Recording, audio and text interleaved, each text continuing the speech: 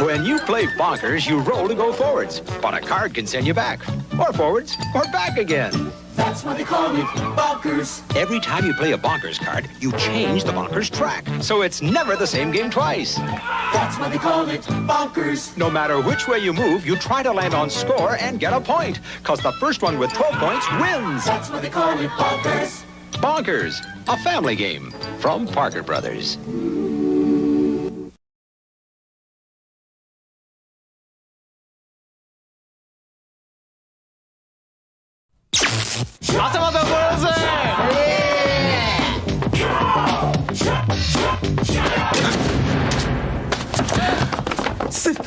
세가타 상시로!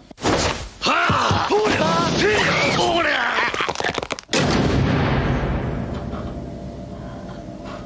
세가타 상시로. 세가사당 시로! 3つのドラマの RPG シャイニングフォース3セガサタン Simon, can I interest you in an amazing new experience? Well, that rather depends. It's called Whisper, and it's made entirely from milk chocolate. But it tastes very different. Well, how odd. I thought the chocolate was just chocolate. Oh, no. This is from Cadbury, see? It has this yielding, velvety texture to it, which can only be described as indescribable. Absolutely extraordinary. You know, that's the most pleasurable experience I've ever had. I can well believe that. Cadbury's new Whisper, the ultimate chocolate experience. Bite it and believe it.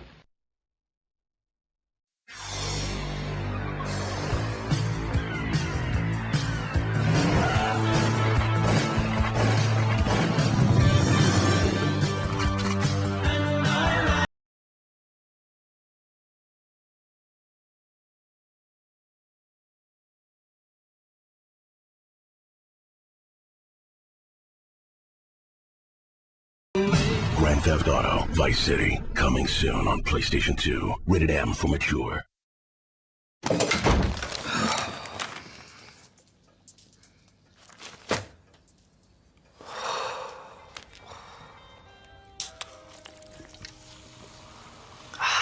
Steamy windies in here, eh? Nice rug, Mum. It's hot on the inside of a cheese toastie in here. Do you mind?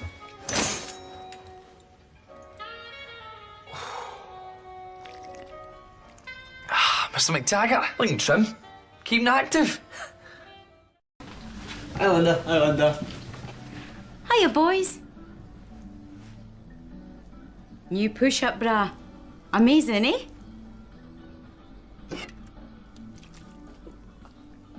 Looking good, Mum. Oh.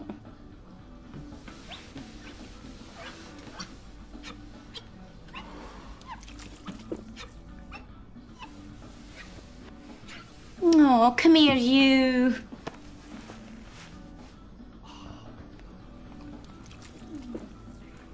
Group hug? This is your captain speaking. Please pay attention as Derek and Jackie show you something phenomenal. To win 4... It's Christmas time, guys. Not quite Christmas time. Wearing my Jaws Christmas jumper. How are we all doing, peeps? How are we all doing? I'm well up for tonight. Are you up for tonight, Grizzly? This is so uncomfortable wearing a Christmas jumper. Hi, everyone. You all right, mate? Yeah. Yeah. Hot in here. I need more forewarning. Before yeah, I chucked this jumper on about 10 seconds before I went live, so he literally had no warning. Yes. Yeah. Literally no warning. I feel like I handled that well. Let me know, everyone. Yeah. Yeah. Definitely. So how's my YouTube crew? How's my Twitter crew? How is the crew? How is the crew doing? We got anyone hanging out on Discord tonight yet? Anyone joined in yet? Yeah, we got some people in here. We got the awesome Mike Towns. We got Chevmatic listening in live over on Discord. Get on over there, guys, and you'll be able to join in and listen in too. There's a link in the description. I'm in such a stupid mood, and I'm not going to description. Absolutely. In fact, you know what? I'm gonna put a little link right there to the Discord, and you know what else I'm going to put a little link to? I'm going to put another little link to my t-shirt shop. No, I'm not. I can't find it. I don't think I've got a link to it. Damn it. Oh well. I'll considering we're going a little link happy, I'm going to put a little link. I think you need to do it to my Instagram. Oh yes. There we go. Yeah. There it is. Yeah. I just went there, peeps. He went there, and he ain't coming back. Nope, never. That's it. And save. And also, guys, by the way, feel free to join that Discord because as part of the podcast today, what we're going to be doing at the end is we're doing a little bit of a Q&A. This isn't going to be a regular thing. We'll see how it goes. But it's, we want to get the numbers on Discord up a little bit. So if you want to ask a question for us to answer at the end in the Q&A section, better get on over to Discord because you can do that thing. Hey, perhaps you might even be able to add one in that we haven't already been asked and might be able to add it in at the end. We will see. Oh, yeah. Should be good. Thanks, Andy. That's nice. Some nice feedback. It's been interesting, that Insta page. Yeah. Glad you like it. Is it Plenty looking more good? Where that came from.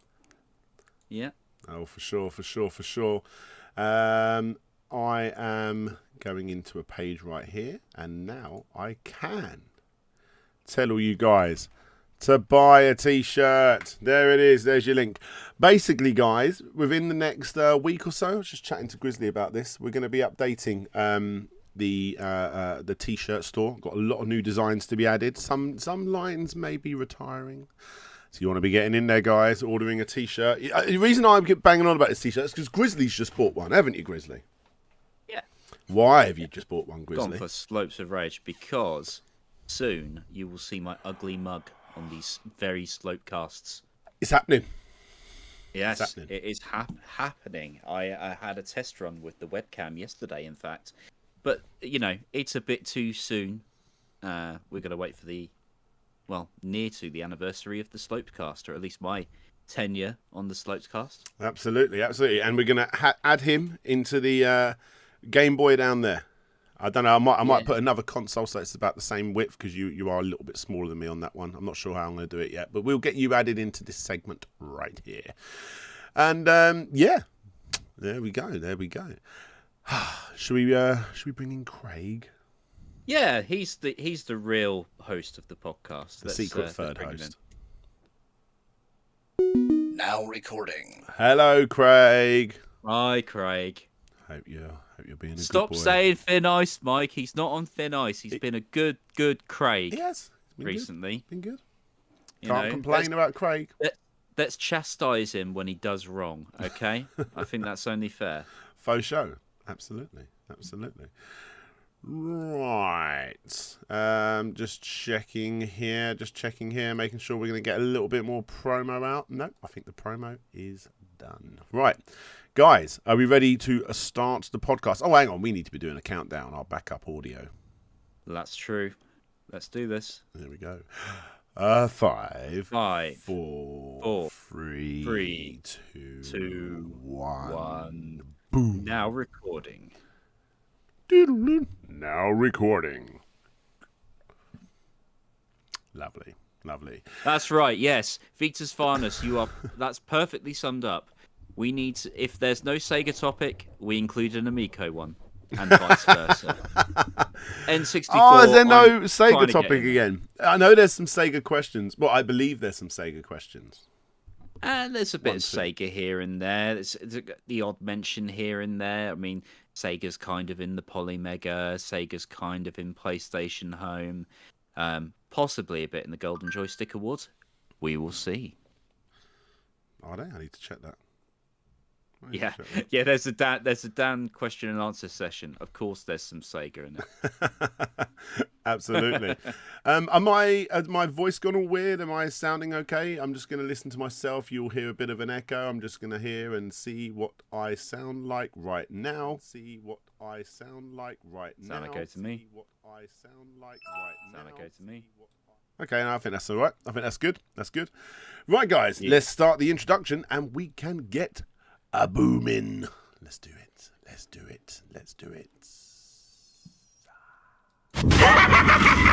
You have just been invaded by... Hey there guys, this is DJ Slope from Slope's Game Room and you're listening to SLOPESCAST, the retro gaming news show recorded live on Twitch with my co-host Grizzly Crichton. If you like the podcast and you want to be in a chance to be on a future episode, then please do consider becoming a Patreon or YouTube member. And if you have any particular news stories that you would like us to cover in a future episode, then please do let us know in the dedicated rooms over on Discord. Plus, if you are listening to the podcast on any of the many podcast services around the world, then please do give us a little review. It really does help us spread our wings and get into the earlobes of plenty of other podcast goers. Anyway, enough of the plugs. Let's get on with the show.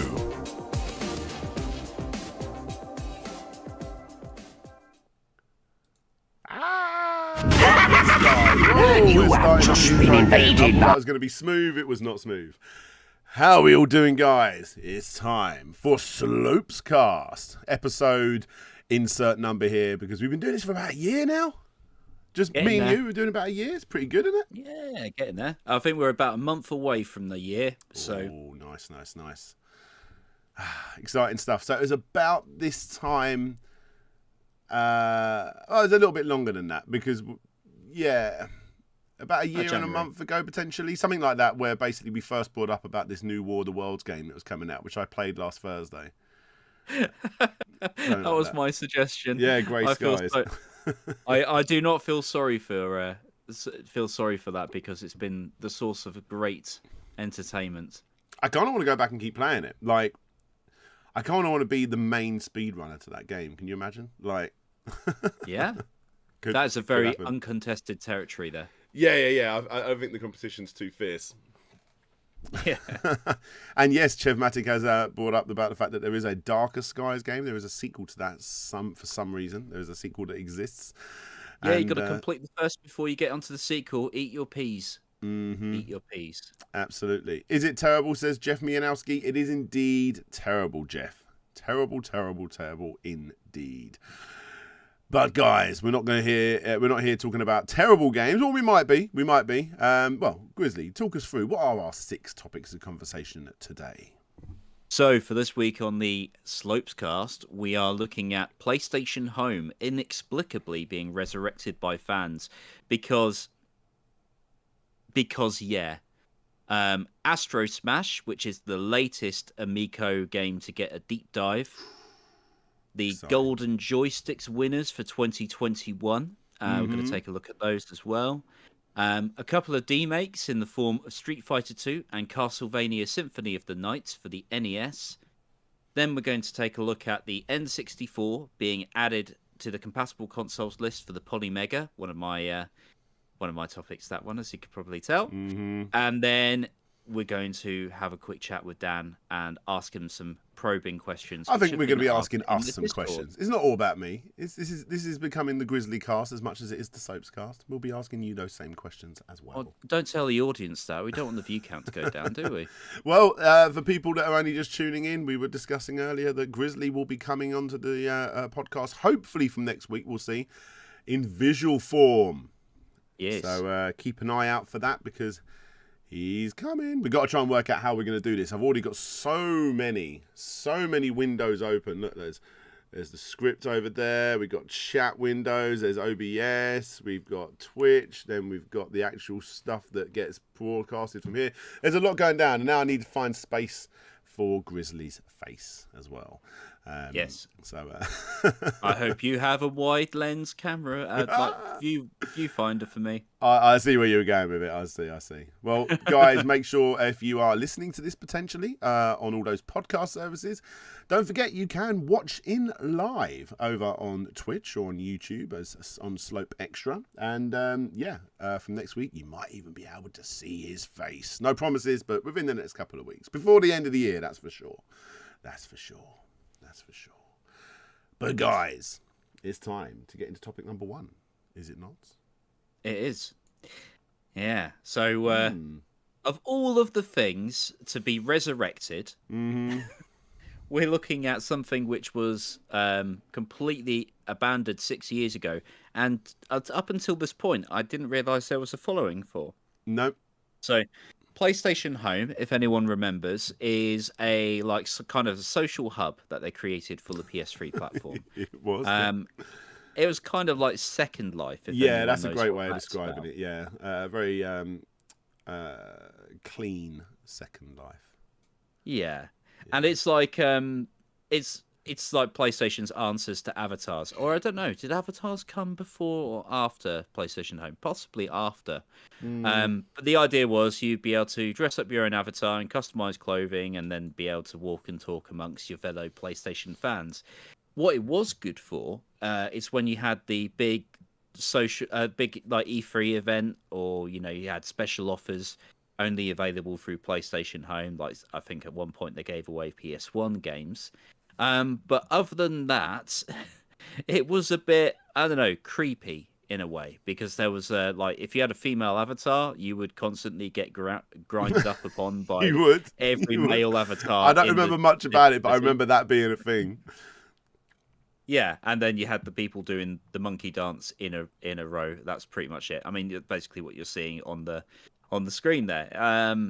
There wasn't much to write home about PlayStation Home, but it was a hell of an experiment, to say the least, amongst the many experiments that PlayStation 3 had, like folding at home, which is basically how cryptocurrency is being mined today, that kind of thing. It's a weird one. I didn't play it that much. I got into the PlayStation 3 quite not towards the end of its life, but definitely, two-thirds in potentially. I mean, I played it a little bit, not too much, but I do remember checking it out on other people's systems. And I mean, it was fine, but it for me, I didn't play it much because I didn't really see it serving too much of a purpose. Having to buy digital items to make your home look all pretty, which essentially was like you had your own little apartment in within PlayStation Home, and then you could walk around and interact with people. I would walk around, I would dance in front of someone, and then I'd turn it off and play a video game, because that's just it was just something I wasn't interested in all honesty. But what's really weird about looking at all of this footage again? Yeah.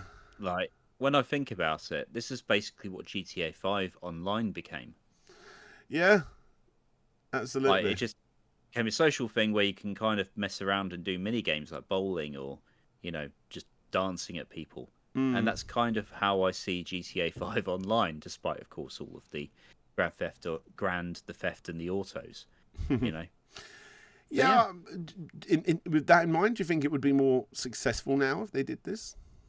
You know what? I think it would be, simply because this kind of experience is almost the norm at this point, and it really stands to reason that this might be the reason it's back, is because people remember this being somewhat revolutionary.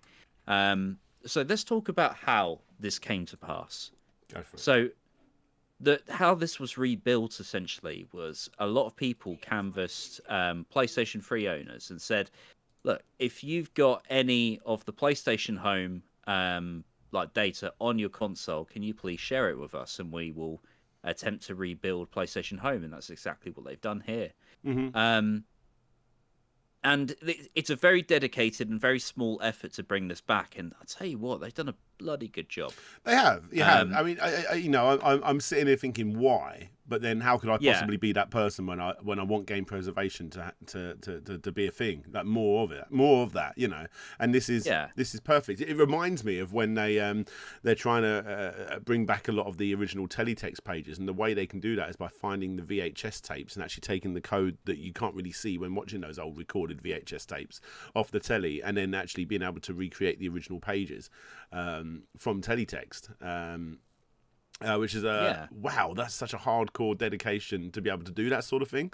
But people, the fact that people are doing it, it's awesome. It's not something that I would personally do, but I'm very interested when this sort of stuff happens. It's awesome. Yeah, and when we were discussing this yesterday, I think I raised a fairly good point, and that was if you were like waiting for a game to be like remade. Would you want people to start off with, say, I don't know, Final Fantasy, or would you want them to start off with something like this? Yeah. Get it to work and make it look really good, and then for people to get to work. I mean, the good thing about this kind of thing is because no one's like really necessarily asking for it, but it is technically impressive. And when you consider that remastering efforts are basically done in the same way, can you imagine what the prospects that have opened up for the guys behind this? I think this is nothing but a good thing, and I'm gonna throw that stamp on there. It is. I mean, I'm seeing people like Sarah in the chat saying, "Sorry, it's not my thing. No one needs this."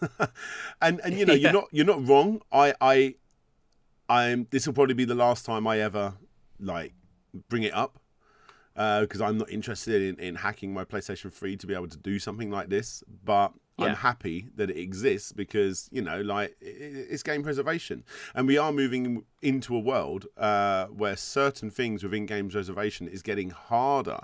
And it's crazy to think that. I mean, because we're all crazy. We want our 8 bits, 16 bits, 32s, Nintendo 64, Dreamcast, all that sort of stuff. We want all of those lost games to come back, and it's going to be, and if there's lost pieces of media, or even in the PC space, whatever, we want that stuff to come back because we adore game preservation. We want that stuff to come back as much as possible. However, as we move into a world where a lot of stuff's being placed onto servers, and especially with mobile phone games and stuff like that, I think the kids of nowadays, when they grow up and if they're interested in game preservation, a lot of people would have grown up playing on these sort of systems, and they're going to be incredibly hard to be able to get that sort of stuff back. It's good that this sort of stuff is happening. This is definitely going to be easier than trying to do the same sort of thing with mobile phone games. Regardless, it's exciting. Yeah. I mean, and it's PlayStation. It's one of the big three. I mean, you're talking about like a situation here. Like game preservation isn't about the good stuff. It's about everything, warts and all. And when it comes to things like PlayStation Home, which was really just a side experiment for PlayStation, another way in which they could sell PlayStation Network titles, or another thing they could try and call out as being a unique selling point of the PS3, it had a big danger of just being lost to time. And whether or not that's important to you, well, I feel like it is, because having access to this piece of history, whether it's good or not, it just paints a picture of what gaming was like back in 2008, 2007, 2008. That's right. And that's important, I feel. Absolutely. Sky Blue Monty. Oh, baby. Who is this handsome man? Don't know who you're talking about, but I'm going to guess it's me. Until next week, potentially, because that's when we're getting Grizzly back on the camera. Or onto the camera. Yeah, I mean, I don't think there's much else to say here. PlayStation Home is coming back for the hardcore people that really want PlayStation Home to come back. I kind of don't care, but like I say, at the same time, it's good that it's happening for I'm the gonna give people it a that go. do. You are? Yeah. Have you got a hacked Yeah, PlayStation 3? I do not, but that can easily be rectified. I do have 2 of the things. Yeah, I've got a fair few PlayStation 3s. I need to. It's easier to come across PlayStation 3s than it is PlayStation 3 controllers. I don't think I've got one working PlayStation 3 controller, but I've got at least 3 PlayStation 3s. It's ridiculous. I don't know how I've ended up in that situation, but that situation I have ended up in. There we go. PlayStation 3. PlayStation Home on PlayStation 3. It's coming back if you want to play it. Hooray! Hooray! Let's move on to topic number 2. Oh, topic number 2. I've just remembered what topic number 2 is. We're talking about the Amico. Yes. Right, so... Not a week goes by, not a weeko without an Amico. We said last week... I like that, a weeko without an Amico. Yeah, we said last week that it would be in Intellivision's best interest for them to be drip feeding this information on the lead up to the game's release. We were both a little bit lukewarm to, I think you was a little bit less impressed than I was about the tank game that they showed off last week. Tank Battle or Battle Tank, whatever they decide they're going to be calling it. And this week we've got Astrosmash. Now, I've not spoken to you about this at all, except for the fact that, you know, hey, let's talk about Astrosmash. Okay. So I'm interested, Grizzly. What do you think on Astrosmash? Right. So, let's be real for a moment. I didn't like the look of battle tanks. Mm-hmm. When we discussed it last week, I kind of like went around it. But I, you know, compared to Astrosmash, from what I've seen of it, battle tanks just looks really poor now, because Astrosmash actually looks like a lot of fun. It looks like the kind of thing that would have been, you know, like a £5 downloadable on the Xbox 360 back when that first launched. In fact, exactly down to like the kind of aesthetic, the kind of gameplay. And it looks like something I would have definitely tried to push for the full 200 gamer points that you would have got out of it. It's it looks like fun. It looks like a Geometry Wars type minigame, which is exactly the kind of thing I wanted to see pitched at Amico. And, you know, the deep dive goes into a bit of detail about the gameplay, but really it's, you know, it's left and right. You shoot up and then you get power-ups and what have you. But so it again, looks I mean, like it's got the benefit of some modern hardware, and it looks like it runs at a decent frame rate, which is more than I can say about the likes of battle tanks. Yeah, and I agree. Battle tanks, I don't know if that was one of the 6 that comes with it. If it isn't, I'm not going to be rushing to get to it. However, this is one of the games that comes with the system, if I'm not mistaken. And considering it is a little freebie that comes with it, hey, I'm excited about that. I think that's pretty cool. It is a game I'm actually genuinely quite excited for. From what I've heard from people that have played it, the controller actually is pretty good for this particular one. The way it uses the controller is pretty good. I mean, it's essentially just left and right, but when you tap or flick the actual screen, it actually makes you shoot in that particular direction. Yeah, I mean, for people that don't know what the game looks like, maybe you're listening in, it is essentially, if you imagine Space Invaders without the little bases that you hide underneath, and you're just shooting comets. It's a reimagining again of a classic Intellivision game. Yeah, obviously you can get different power-ups to your ship. You can get the double shot. You can do all that sort of stuff. Sometimes the comets that are shooting down will bounce around, and you'll need to hit them more than once. I think as a multiplayer game, it's going to be good fun. I'm personally someone that has spent a lot of money importing things like Space Invaders for the Nintendo Switch, just so I can get like the crazy weird multiplayer versions that are only available on that particular game. So, you know, I mean that's proof that I've bought games like this in the past, and I'm going to be doing it again with this. This is this game that I'm genuinely quite interested in. My only worries about the game is as good of a game as it does look as a multiplayer game. You know, if I've got people like Grizzly round and we're playing this, it will be a good time. There's pretty much no doubt about that, as long as it plays correctly and it feels nice, no lag, all that sort of stuff. I don't know how much of a single player game it is. in Yeah. this. I mean, it's like it's a high score thing. I think that's where it really gets its like strength. But high score games only last so long, and that's where you'll need infrastructure like online leaderboards and the friends list to play against. I mean, Geometry Wars was great. For sure. Polymega on because we were super competitive about it. Yeah, I think one of the guys on there he reached pretty damn high in the worldwide rankings as a result of a very petty feud, which was just fun to watch unfold. Yeah, I mean, we all knew that one person that was incredible at that game, and it may even be you, the person that was incredible at that game. When you watch people that are incredible at that game, you're like, how are you doing this? It's utterly bonkers. And I'd like to think you're going to be able to get the same sort of feeling with this. So, I mean, I'm excited for this. And like I said, it's one of the free games that comes with it. I think it looks quite cool. Like I said, it would be in Intellivision's interest to keep drip feeding information. They don't necessarily have to give us another deep dive, but give us some kind of other informational thing or another little demonstration or whatever it will be for the next week, possibly two. No, I reckon within the next week. I mean, it's on the run up to Christmas. It's definitely in their interest to be doing this sort of stuff weekly. So I'll be interested to see what they show off next. So yeah. I'm excited for this. Like I say, I'm not thrilled at how much of a single player game is here, but like I said, or like you said, if this is a like a Geometry Wars-esque thing where it's all about that high score, then this should be good fun. Yeah. There's also the side, the one thing I am really worried about with this deep dive series, and I think if another one comes up, we'll continue to talk about it because the Amico has been of great interest recently. I don't think that's unfair to say. But when it comes to the likes of these deep dives, I am really worried that this 17-minute video consists of pretty much the entire game. Yes, absolutely, absolutely, and you're not wrong. You're not wrong. It could probably be dialed down to 5 minutes because I think you are probably right. There's very little that they're not showing you.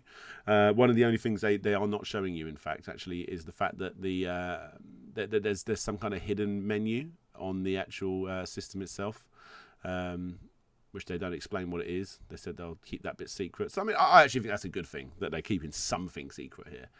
I want to be a little bit surprised when I get the game. But no, I mean, I'm looking at gameplay footage of it now when they're shooting up these into these UFOs and having to use their shields at certain times. I think it's a cool idea. It's not an original idea. This sort of stuff's been done a million times before. But like I say, I am someone that spends silly money importing weird Space Invader versions of games on the Switch. So yeah, I'm all over this. I think this looks cool. I think Dan's the sole reason that the Space Invaders is still going as a franchise. I do own two different versions of Space Invaders, and I own this mental big ceramic image that a company sent me in my game room, which has just found itself a couple of partners. I've got a cotton one that goes right next to it, and what's the other one? The new Darius game. Big images up on next to my dance mat in my game room. And eventually next to my arcade machine when I do get that. So yeah, there we go. Pretty cool stuff.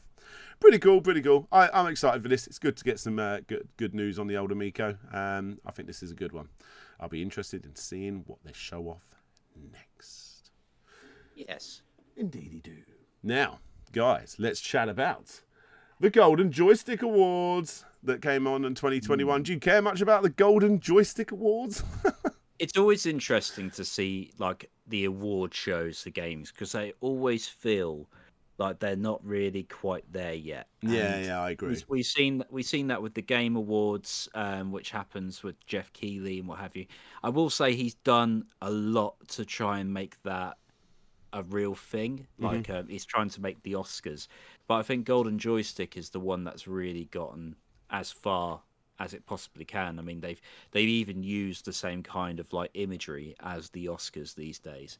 You can tell they're trying to really legitimize it, and people put a lot of stock into these awards.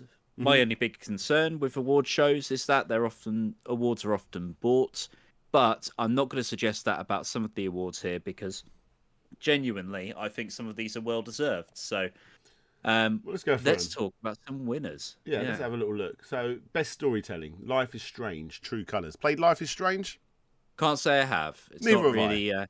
It seems like a game that's a bit too much about feelings for my liking. So, yeah, I mean it's a very well loved game, and I know it's a big story game, so I can understand why it won it. I've never played it. I've got real no interest in doing so either.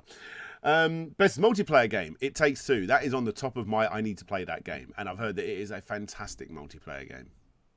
yes. The problem is that people assume that I have friends to play with, and that's their mistake.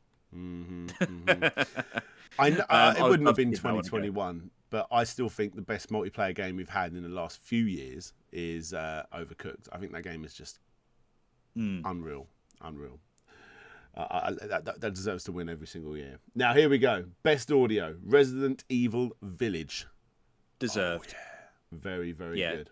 That's a great game. The audio is fantastic, and I don't really know what else could have competed. Really, we should look at the nominees as well. Let me just bring those up on Yeah, mine. have a ganders. I'll be interested to see what it won against.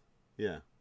Yeah. I really enjoyed my time with Resident Evil Village. I don't play many new gen games. When I do, I really get sucked in, or they don't suck me in straight away, and that's it. I just won't continue playing. Resident Evil Village, from the get-go, I was so into that game. In fact, on the lead up to it, I played through the Resident Evil game that came out before it, Seven. What's it called? What was it? Kitchen, the kitchen one. Yeah. God, I love that game as well. I think that's a scarier game, Kitchen, but Village. It was a bit too full on, I feel, at some points. Kitchen was. It's Resident Evil 7 Biohazard was that one. Yeah, that one. Yeah. The funky thing. It was good. It was just, as I say, a bit too full on. I don't like games that fill too much with dread. I do like it when there's a bit more action to break things up. Yeah, Village was a lot more action based. Yeah, it stood out for me. And then Resident Evil 4 is the Don when it comes to Still need to play it. Evil. I still need to get through that game. I've played it a little bit, but I've never given it a lot of time. I need to try it again. I feel like I might have waited too long, and now I'm going to see the cracks in the old style of game. But look, you got the new remake of it coming out, so maybe I'll hit that one. Maybe I will. Yeah. So nominees for Best Audio was Returnal, Jet: The Far Shore, Sable, Little Nightmares 2, Resi, and The Artful Escape. Returnal was good. Had some really good audio moments. But it's not Little Nightmares 2. I thought that was pretty good on the audio side, but again, it's eerie, spooky, horror-like audio, and it's up against Resident Evil Village. It was good, but it was up against Resident Evil Village. So, sorry. There we go. Best visual design. Who were the nominees? So the nominees were Ratchet and Clank Rift Apart, Psychonauts 2, The Artful Escape. Oh, that's another name coming up again. Little Nightmares 2, Hitman 3, and Genesis Noir. Okay. Ratchet and Clank definitely deserved to win, and it did. Ratchet and Clank. What was you going to say? Well, go on. Psychonauts 2, man. Psychonauts 2. That game is so visually unique, it hurts. Okay, I need to try it. I've seen it. I've not played it through myself, so yeah. Sorry, I'm going to be massively biased towards Psychonauts 2. It's just fantastic. Fair enough. For me, though, I mean, it's I've enjoyed a lot of games on my PlayStation 5. It's ridiculous. Things like Astrobot and obviously Resident Evil Village and stuff like that. And I played a bit of Assassin's Creed, but I ended up selling it because I wasn't feeling it. Sackboy didn't really do too much for me.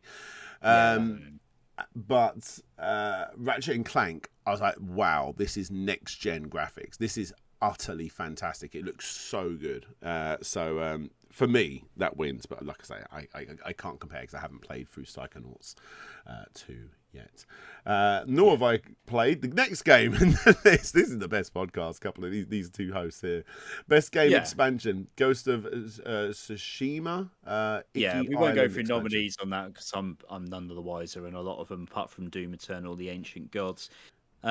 I'm really surprised though because Super Mario Bowser's Fury was so well received. That would be in this category as well.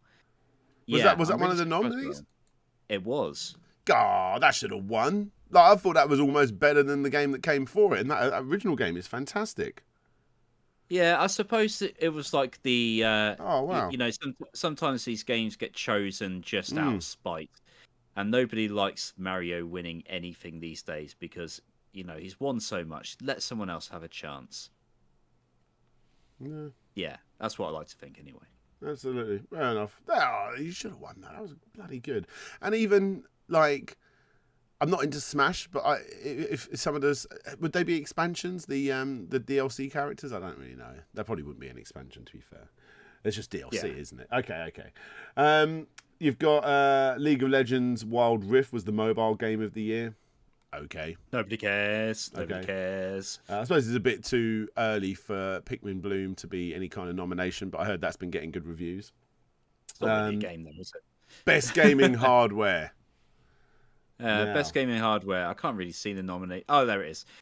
So you had the PS5, the Xbox Series X, the Xbox Series S, the RTX 3080, Nintendo Switch OLED, or the Western Digital Black NVMe SSD. Just rolls off the tongue, doesn't it? It does. So really, the only competition here is PlayStation 5 or Xbox Series X. Don't get me wrong, the OLED's nice, but it's an upgrade. It's not the new, powerful, brand new system within the Nintendo line. If it was the Nintendo Switch going up against the PlayStation 5 and Series X, then yes, that would be there'd be some real competition there. So it's really out of PlayStation 5 and Series X. I'm with these guys. It's PlayStation 5 because I've got one behind me, and I don't own a Series X because, in my opinion, there's not enough reason for me to own one yet. See, I always find that one will be the one that essentially pours the most salt because Xbox is all about the hardware. Mm-hmm. That's like the primary focus. So, whereas PlayStation 5, it kind of substitutes some specification in favor of the gameplay experience. Mm-hmm. So to see that the PlayStation 5 wins the hardware stakes, that's gotta hurt. That's gotta hurt someone. Do we know what company put this Golden Joysticks thing together? I think it's a magazine thing. Let me come back to you on that one. Okay. We'll get back to you on that one, Jeff. That was a question from the chat there. We got Studio of the Year Capcom. Obviously, Resident Evil Village is the big one there that they talked about. What else have they done? I think they're quite deserving from what I remember. They've had Monster Hunter. They've been working on Street Fighter 5, and they really turned around a bad reputation. Mm-hmm. Of recent years, they seem to come and go in popularity. You've got those the Ghouls and Ghosts thing that was really well received as well. Resurrection. Yeah, that was good. Yeah, absolutely. Yeah, and then you got games for the smaller crowd as well, as in not for the big AAA things, but there's some Ace Attorney stuff that's been going down as well. The Capcom Arcade Stadium thing for the Switch, they're showing some love to their retro stuff. They deserve it. They deserved it. Yeah, that was a good lineup. I'm quite impressed with them, actually. I think they've done all right. The best performer was Maggie Robertson, a.k.a. Lady, I can never say her surname. Dimitrescu. That one there. 100% deserved. Yeah. Loved it. Resident Evil Village has won a lot. Yeah. So the next one is kind of sad. In a way, because when you consider who won it, so it's the Breakthrough Award, and the Breakthrough Award is usually like a newcomer thing, or it's just their way of saying they finally made it. But the company that won it was Housemarque, and Housemarque have been making games for well over a decade. And so, for those who aren't aware, Housemarque made games like Super Stardust. They've made the Zombie Nation. The PlayStation game Super Stardust. Yeah, that's a good game. They made it way back when on the PSP. That's how long they've been going. I've got the VR version of it. Yeah. Yeah, but the big buzzword for Housemarque recently, of course, would be Returnal, which is an absolutely stunning game. So I can absolutely see. And you can see that there has been some sort of a breakthrough. So they've gone from indie developer into a AAA one. So that is well deserved. But I do find it kind of sad that they've had to go a whole decade. They kind of remind me of the pulp of video games, where the pulp did 12 albums before they came out with Common People. You know, it's that kind of thing. For sure. Oh yeah. Okay. It's an award that was won. Yeah. Best game community is Final Fantasy XIV, apparently. And also, the Still Playing Award is also Final Fantasy XIV. Care to chiming in on anything there? I don't really... it's Final Fantasy. It's an MMO. It's not really one for me. No. So these are the juicy ones, the games of the year. By the way, just to answer a previous question, Golden Joysticks is indeed run by Future Publishing, who also owned the Games Master name, hence the name Golden Joysticks, which is the prizes given out by the Games Master when people did good. So, let's go into the fun stuff. So, PC Game of the Year. The nominees are Wildermyth, never heard of it. Chivalry 2, it's all right. Old World, never heard of it. Hitman 3, Pathfinder, and The Forgotten City. Okay. I feel like they could have given a few more awards than that. I mean, so many great PC games come out. I mean, wasn't there an Age of Empires this year? I'm just trying to look it up. Yeah, it was. Isn't there Age of Empires this year? Yeah.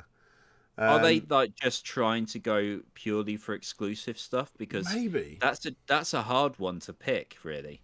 PC because you had Psychonauts 2 on the PC as well, and It Takes Two. But is that because they were coming out on console as well? I think so, yeah. Right, and then obviously Deathloop as well. That was another one. And everyone loves the new Battlefield, I've heard. Yeah. So yeah, Hitman 3 won that one. Oh yeah, and actually, God of Anarchy says Hitman 3 is on the PlayStation 5. So no, that's not the case. Yeah. What a weird choice of nominations. That is a weird one. Right. Moving on to more pressing matters. Doom Eternal came out. Was that within the last year? There's a new Yakuza. Yeah. But I guess they're not considered PC games. There's an Ori game. I don't know if that might have fallen into the year before, but there's an Ori game. I think what they've done there is they've excluded everything that's on Game Pass or Xbox Game Pass. Interesting. So, weird nominations. Let's move on. It's like the Steam category, you could call it. Okay, so Nintendo. Go for it. Game of the Year, out of New Pokemon Snap, Neo, The World Ends With You, Monster Hunter Rise, Bravely Default 2, WarioWare Get It Together, and Metroid Dread. Yeah, it is my game of the year as well. It's Metroid Dread. It's got to be one of the two on there that's actually published by Nintendo. Yeah, surely it's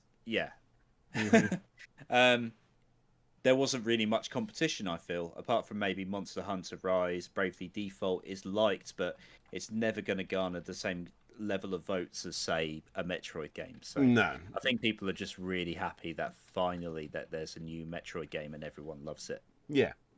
Yeah, I think so. I played through that game, really enjoyed it. Spent way longer than I needed to because I just went off, browsing around rather than just shooting through the storyline, which tells me that yes, it was good enough for me just to not want it to end. I wanted to keep playing. Very good one there. Well done, Nintendo. Metroid Dread was very good, and for the first time in Metroid's history, if I'm not mistaken, it actually sold good numbers as well for Nintendo. It wasn't exactly one that most of the time with Metroid, we all moan like, why aren't you doing a new Metroid? And for the most part, the games don't sell that well. We all love Metroid Prime and obviously the 2D games as well. They sell well enough, but they don't sell gangbusters like other Nintendo properties like your Zeldas and what have you. But this one did. It was the best-selling Metroid game on release, at least here in the UK. It definitely was. That tells me that. You never know with Nintendo, but that tells me that hopefully they'll continue on with the franchise a little bit more. Although that was the roundup of the original story, if I'm not mistaken. Yeah. Yeah. I mean, the way I see it is people haven't really supported the Metroid franchise. I mean, it doesn't help that the time that the Metroid franchise has come up in the past is for consoles where the hardcore following had kind of like left Nintendo for a good while, like the GameCube and the Wii. So to actually see it come back on the console, which is really, really popular. That's a really good sign that it's starting to sell well. And hopefully Nintendo learned from that. But as you say, you can never really tell.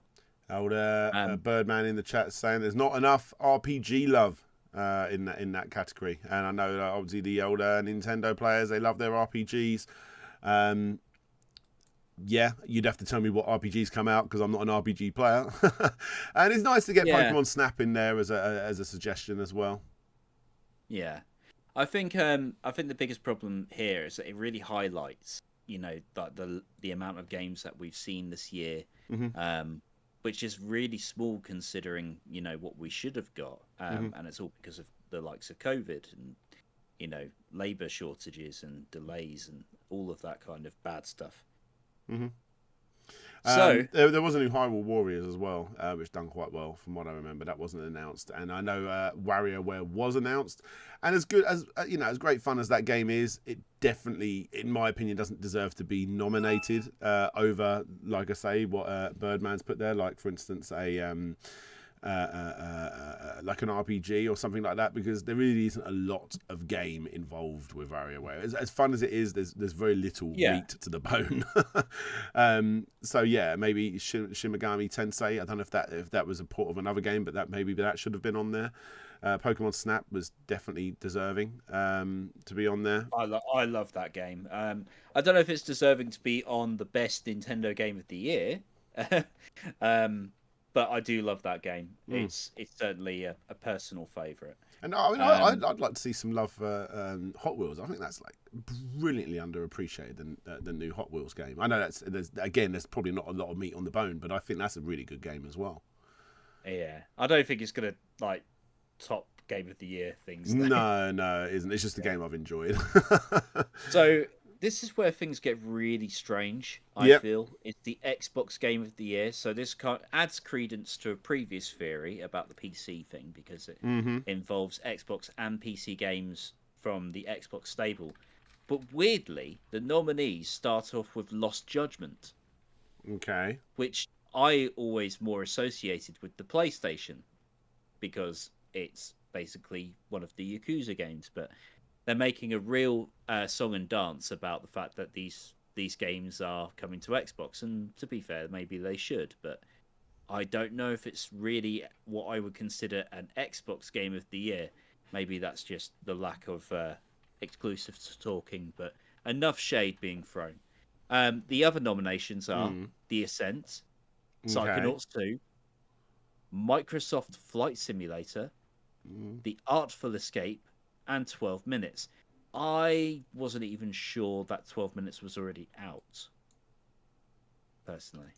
Okay. That's like that top-down like mystery thing where everything takes place in 12 minutes. But the winner is, I'm happy to say, is Psychonauts 2. In my mind, I don't really think there was too much competition. I mean, I'm not saying Flight Simulator and stuff like that aren't good. There is definitely a crowd for that, but it's a niche crowd. More niche than Psychonauts 2's crowd, let's put it that way. And from what I've seen and briefly played of Psychonauts 2, it's definitely deserving. I haven't got a lot of I haven't played a lot of Xbox, but yeah, unless Ori was in this category, then Ori 2 should have been the winner, in my opinion. But I think that pushed over to the year before. It was still 2020, but just at the beginning of the last year. I think that fell into the year before. More games, Xbox. Make more games, because you can make them, and they are good. This one's a real kick in the teeth, I feel, for any PlayStation fan, because I know people can see the results of the awards on your screen. But yeah, so the nominations are for PlayStation Game of the Year: Returnal, PlayStation exclusive; Deathloop, PlayStation exclusive. You can see where I'm going with this. Ratchet and Clank Rift Apart, PlayStation exclusive. Absolutely. Resident Evil Village on every Tom, Dick and Harry console. Death Stranding Director's Cut on Xbox and PlayStation. Or Kena Bridge of Spirits, PlayStation exclusive. Resident Evil Village wins as the PlayStation Game of the Year. I've enjoyed it. It's a great game. It's not Returnal. It's definitely not Returnal. You think Returnal's better? Definitely. Yeah. 100% better. And Ratchet also, and Clank. it's a PlayStation game. Yeah. You got Ratchet and Clank on there. And I feel like if we're adding games from studios, should Far Cry 6 not be on there? Like, did that not do well?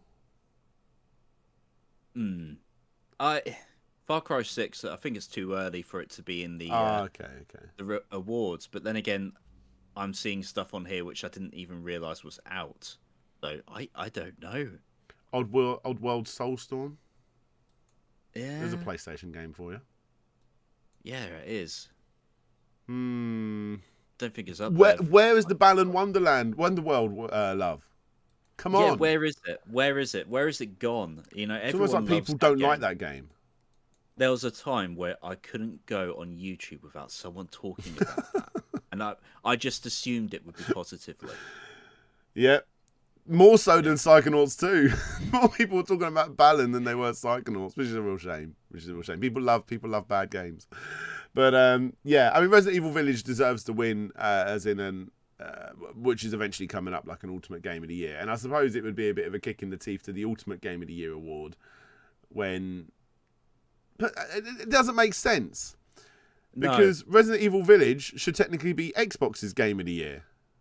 Because you can get Resident Evil Village on the Xbox, but Psychonauts beat Resident Evil Village. Psychonauts 2 beat Resident Evil Village. However, the Ultimate Game of the Year, not to ruin it for everyone, is Resident Evil Village. How does that work? Weird. It's not even better than Psychonauts. I enjoyed Resident Evil Village, but I did enjoy Kitchen 7 Biohazard, whatever you want to call it, more. Yeah. But there we go. PlayStation Game of the Year is apparently Resident Evil Village. Not sure about that one. Yeah. Most wanted game, Elden Ring. I think that's a fair assumption to make. I think people. I've got my pre-order for that one. Yeah. I cannot wait. There you go. Absolutely. Were there any other nominations for that one? Can you see those? Let's see.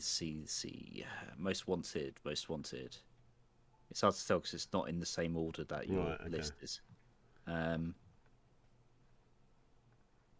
Most wanted games. So you got God of War Ragnarok, Horizon Forbidden West, Halo Infinite, Marvel's Midnight Suns, GTA 5 Enhanced Edition, Skate 4, Elden Ring, Lego Star Wars The Skywalker Saga. That should have come out like a year ago, I swear. Legend of Zelda Breath of the Wild 2. I was about to say Breath of the Wild 2, surely. I mean... I think, yeah, I'm going to go with Elden Ring on this one. Yeah, okay. We've all played Zelda before. Pokemon Legends Arceus, Starfield, or Gotham Knights were the last choices. Starfield, I feel like all we've seen so far of Starfield is a JPEG, whereas Elden Ring, we can actually see it tangible in the proof recently, and it's Dark Souls in an open world setting, and that's enough to sell me on it. One game I'm excited for, because honestly I'm not an Elden Ring guy, I'm not bothered about that personally, but one game I am excited for is a game I've not even played the original for, called A Plague Tale. I liked the look of the original Plague Tale. That's on my I need to play that one day list, and they've got a sequel coming out, so I'm like, ooh, I really need to go check out that original. But I'm looking forward to the next Plague Tale. I've even got a pin and a vinyl soundtrack for the game. I need to get around to playing the game one day. The Critics' Choice Award went to Deathloop. The game that they just happen to like that the most, I guess. Yep, the game that they wouldn't shut up about until it came out, and then everyone shut up. It just went and now deadly it's silent. £25 and sales like a month after it released. Yeah, it's very strange. I mean, it got good reviews. Yeah. Ultimate Game of the Year, as stated, was Resident Evil Village. Do you see any nominations on that one? Yeah, this one deserves like the rundown of nominations because I don't feel that that's right. So you had Deathloop, Psychonauts 2, Resident Evil Village, Ratchet and Clank, Wildermyth. Again, that game I've never heard of. Hitman 3, The Forgotten City, It Takes Two, Metroid Dread, and Mass Effect Legendary Edition. I suppose Resident Evil Village deserves to be up there. I know you're thinking Psychonauts 2 is better. Yeah, because it's fresh and exciting. It really is. And it's a game that took about 12 years to make and it didn't suck. That's impressive in its own right. Wildermyth looks weird. Wildermyth kind of looks like a poorly done. What's that game called? Advance Wars. I mean, I'm eating my own words because I'm looking straight at the recent reviews and all reviews, and they're all overwhelmingly positive, and there's thousands and thousands of them, so it's obviously a good game. I'm guessing that's the token indie darling integration there, because I've never heard of it until now. Should check that out. Party-based RPG, apparently. Maybe I won't check it out. Right, and then we've got the ultimate hardware of all time goes to PC. Okay. Bit of a cheat, that one. I would say so. Because the PCs of like the DOS era are way different than the PCs of today. Yeah. And some. Yeah. Bit strange. Bit of a strange. That's an incredibly strange award. As is the Ultimate Game of All Time award. What were the nominations for that? Ultimate Game of All Time. I think it's more of like a... you know how they would do like the industry legend like every year. Right. I feel like it's just like this is considered like a Hall of Famer. That's fair enough. But like, Ultimate Game of All Time. Maybe they need to reword that a little bit. I think they do, because if it's like an absolutely essential game, which deserves like the place in a special pantheon amongst game franchises, I would agree. Dark Souls should be put up there. It's something that took the world by storm, and it's an absolutely niche thing that took the world by storm. I think it deserves some kudos for that. Are there nominations for this? I assume there isn't. No, I didn't see any nominees. No, so I think this is just one something that's just the industry fawning over something, you know. I think it deserves it in that context, but Ultimate Game of All Time, that title has been created just to purely generate hatred. Yeah, I mean, it's like even my all-time favorite game, Sonic 3 and Knuckles, isn't the ultimate game of all time. Like, if ultimate game of all time, if it said Tetris next to it, I'd be like, okay, I understand that. And is that something that changes every year? Oh, it's not Tetris anymore; it's the original Mario Brothers, or it's, that's a weird one. That doesn't make sense. I'm gonna have a quick look at that because I'm angry. I feel like I'm angry. Michael Town says the original Doom. Yeah, Doom. If this is a yearly thing, it makes sense. It makes a bit more sense. And it don't all have to be just constantly retro games, but I feel like Tetris and Doom should... definitely Tetris, because it arguably has never been beaten. Other than when Sega brought Columns out. Ooh! I mean... Strange. No, that's weird. Yeah, it kind of reads like a Lifetime Achievement Award. That's what I meant to say earlier. Right. And they had Yu Suzuki a couple of years ago. But no, this is the first time they've done Ultimate Game of All Time. So I don't know what's going on with that. Maybe it's just a new thing they're doing. I'm angry. That's weird. Yeah. Dark Souls, fantastic game. Deserving to be in some kind of top... I would go as far as maybe top 20, but or potentially top 10 in some people's eyes. Ultimate Game of All Time. It's almost a joke to say it. Like, it's not. So they did like a Hall of Fame back in 2016. I'm looking at all of the old winners now because, again, I'm angry. And they had Lara Croft in the Hall of Fame. And then they never did Hall of Fame, Final Fantasy a year later, and then they never did Hall of Fame ever again. Strange. So it's just a thing they're trying, and it probably won't stick. Yeah. So if they never do it again, the ultimate game of all time is Dark Souls. Yeah. It's a very bizarre thing to do because you could ask most people like what something like Tetris is, and almost everyone will know what that is, or like the original Pac-Man or something like that. Like everybody knows what it is. Hell, if you got to do something recent, you look at Smash Ultimate. That's done a lot more than Dark Souls has. Yeah, potentially. Yeah. No, you're not wrong actually. Yeah. Interesting.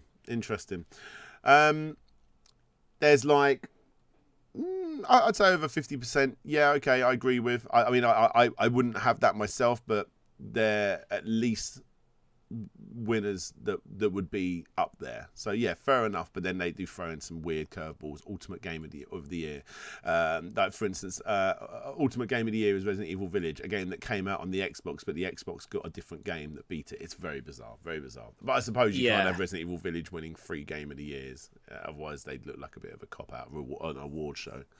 Strange. No, it just has 2 of them. Yeah. Strange. Let's move on. This is why awards are silly. They are indeed. You know what else is silly?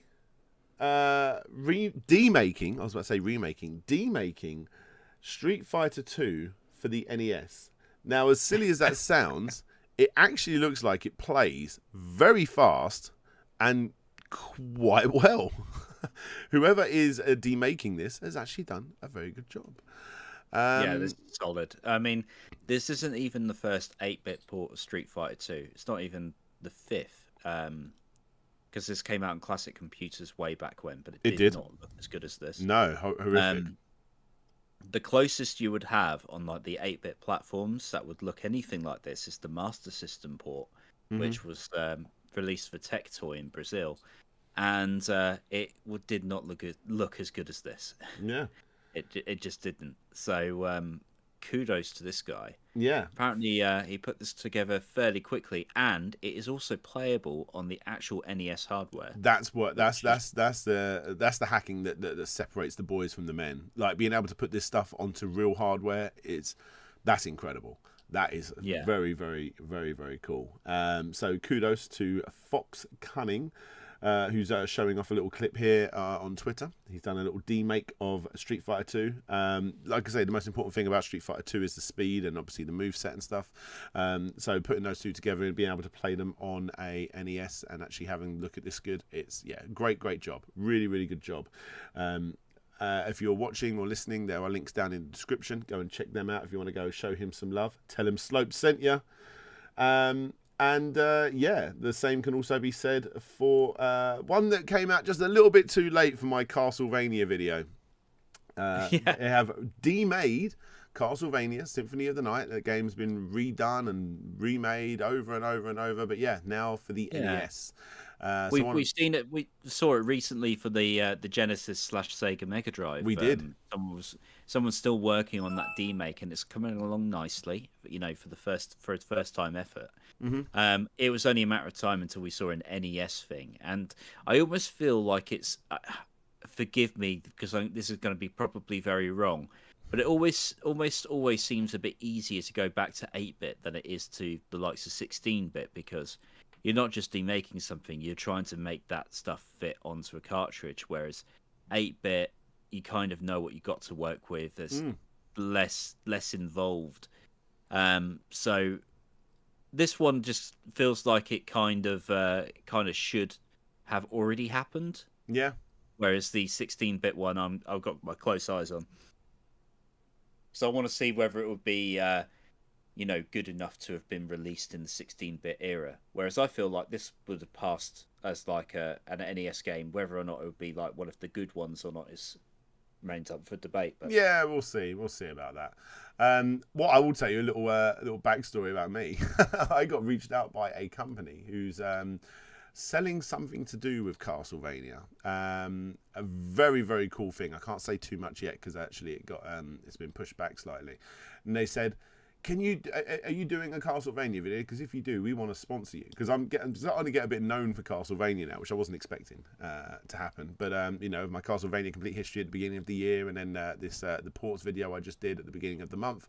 They've been pulling in some good numbers. People like me talking about Castlevania, and they said, hey, if you do another one, we'll sponsor you. And I'm like, well, look, honestly, I don't really think there's much else to talk about. So thank you very much, who's ever made this, because I think there is now something else to talk about. We're talking next year, in January. In January, so I may show off this awesome Castlevania thing that this company are showing off. And oh look, they've also Joy has also made an Atari 2600 style demake as well of the original Castlevania. Let's have a look at that. Let's have a look. Yeah. Press play. Here we go. Woo! There's got to be a video in like just Castlevania demakes, remakes, and all of that. Wow, that actually looks wow. I mean, you That remember actually looks somewhat decent. Yeah, it doesn't look terrible. I mean, it does. For an Atari 2600 game. Yeah, exactly. There we go. Hey, so yeah, guys, Street Fighter 2 and Castlevania Symphony of the Night have been demade or are being demade into NES games, and you can also get the original Castlevania on the Atari 2600. Oh, aren't you lucky? I think you're lucky. Yeah.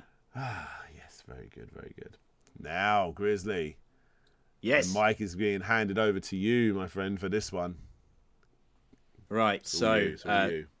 As we all know, the N64 is kind of my second favourite game console. So I hope you'd know that by now. You know, we've done enough of these. I think, you know, we get to know each other a bit. And at this point, the N64 is kind of a popular one for me. Less so for Dan, but I think he's explained well enough. I'm currently looking through this Mega Drive game I got recently sent while you talk about the N64. Let me know when you're done. You go ahead with that. So, Polymega is a console where you have different modules that allows you to plug cartridges into one like base unit. The base unit has a CD drive built in, so it can already emulate things like PlayStation, 32X, Mega CD, anything that's CD based up until the 32-bit era, including Sega Saturn, which is also awesome. Upscale it to 1080p and be able to play it physically on your lovely new 4K or 1080p TV. So they're adding an N64 module, which allows you to plug cartridges directly in. And this is significant to me, specifically, because the biggest problem with playing N64 games on modern displays is it looks horrible. Absolutely horrible. And it didn't look too great when it was on CRT either. And let's just be honest, that's just the problem with, you know, RCA or composite consoles before. Super Nintendo has also got a similar issue. You're trying to upscale a 240p signal into 480p, and it just does not work. Doesn't work. So this is something I'm really hopeful for. I'm hoping that the compatibility is really good. We're already looking at 90% compatibility, which seems to be faring a bit better than what Nintendo Switch Online is offering currently. So, fingers crossed that this is the N64 clone that will replace the need to, you know, completely mod an N64. How's that, Dan? You feeling good? Yeah. I think so. Yeah, What you you look said. like you're enjoying that Mega Drive game. Yeah. Demons of Astrborg. Astrborg? I'm excited to play that. But yeah, something about N64. I agree with the words you said, probably. No, it's a good thing. It's the thing that's put me off for the longest time. And I don't know if HDing an N64 would make me want to play it more, because I just don't like the way N64 games look. But being able to play them like this, I mean, it's an investment. You know, getting a Polymega is like a £450 investment, and then I think you'll find the modules are about £80 or something like that.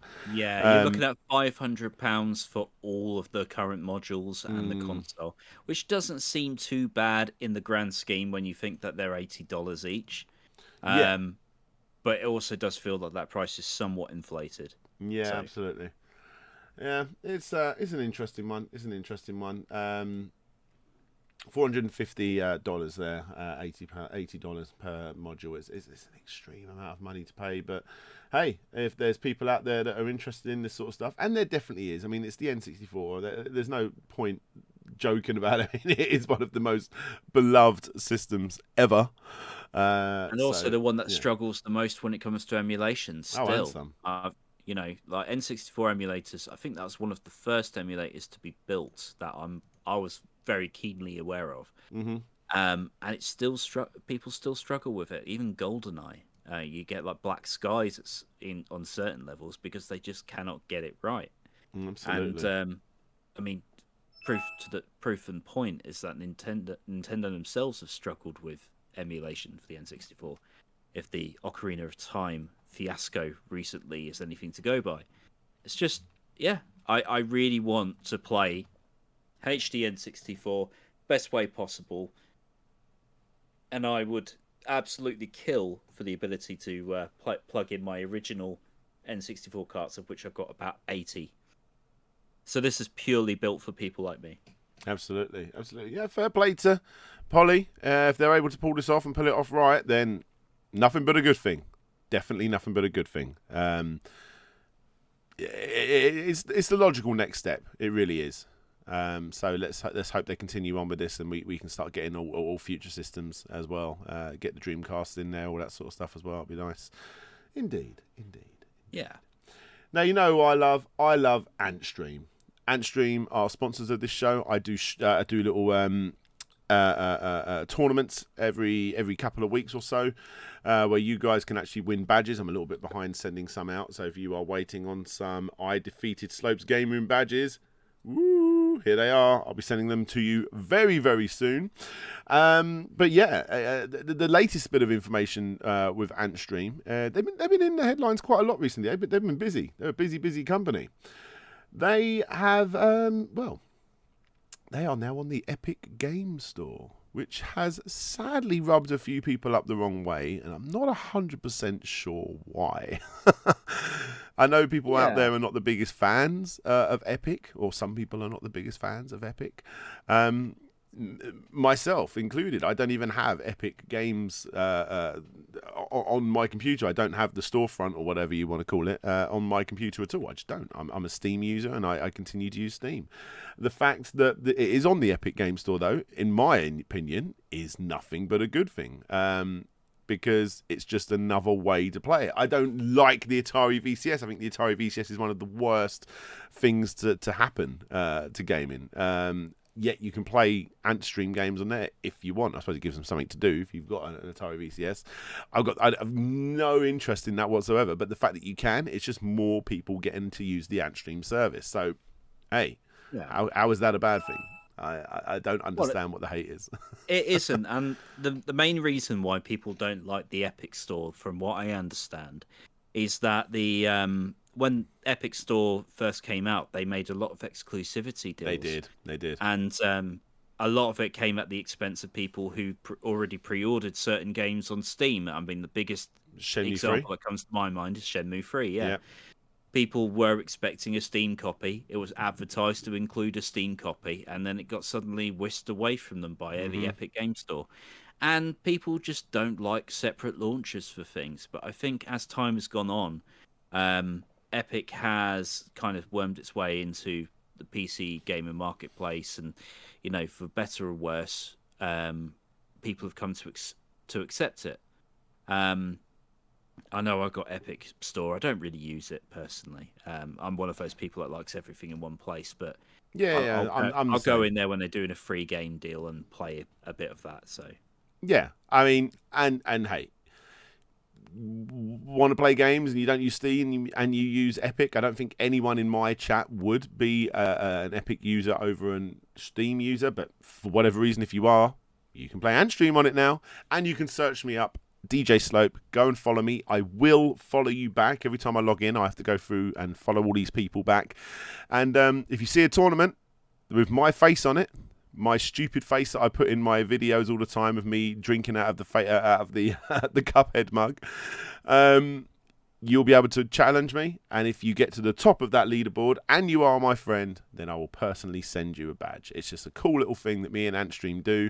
I really, really like the service. I play these games myself live, so you can see how laggy they are. For me, they're not.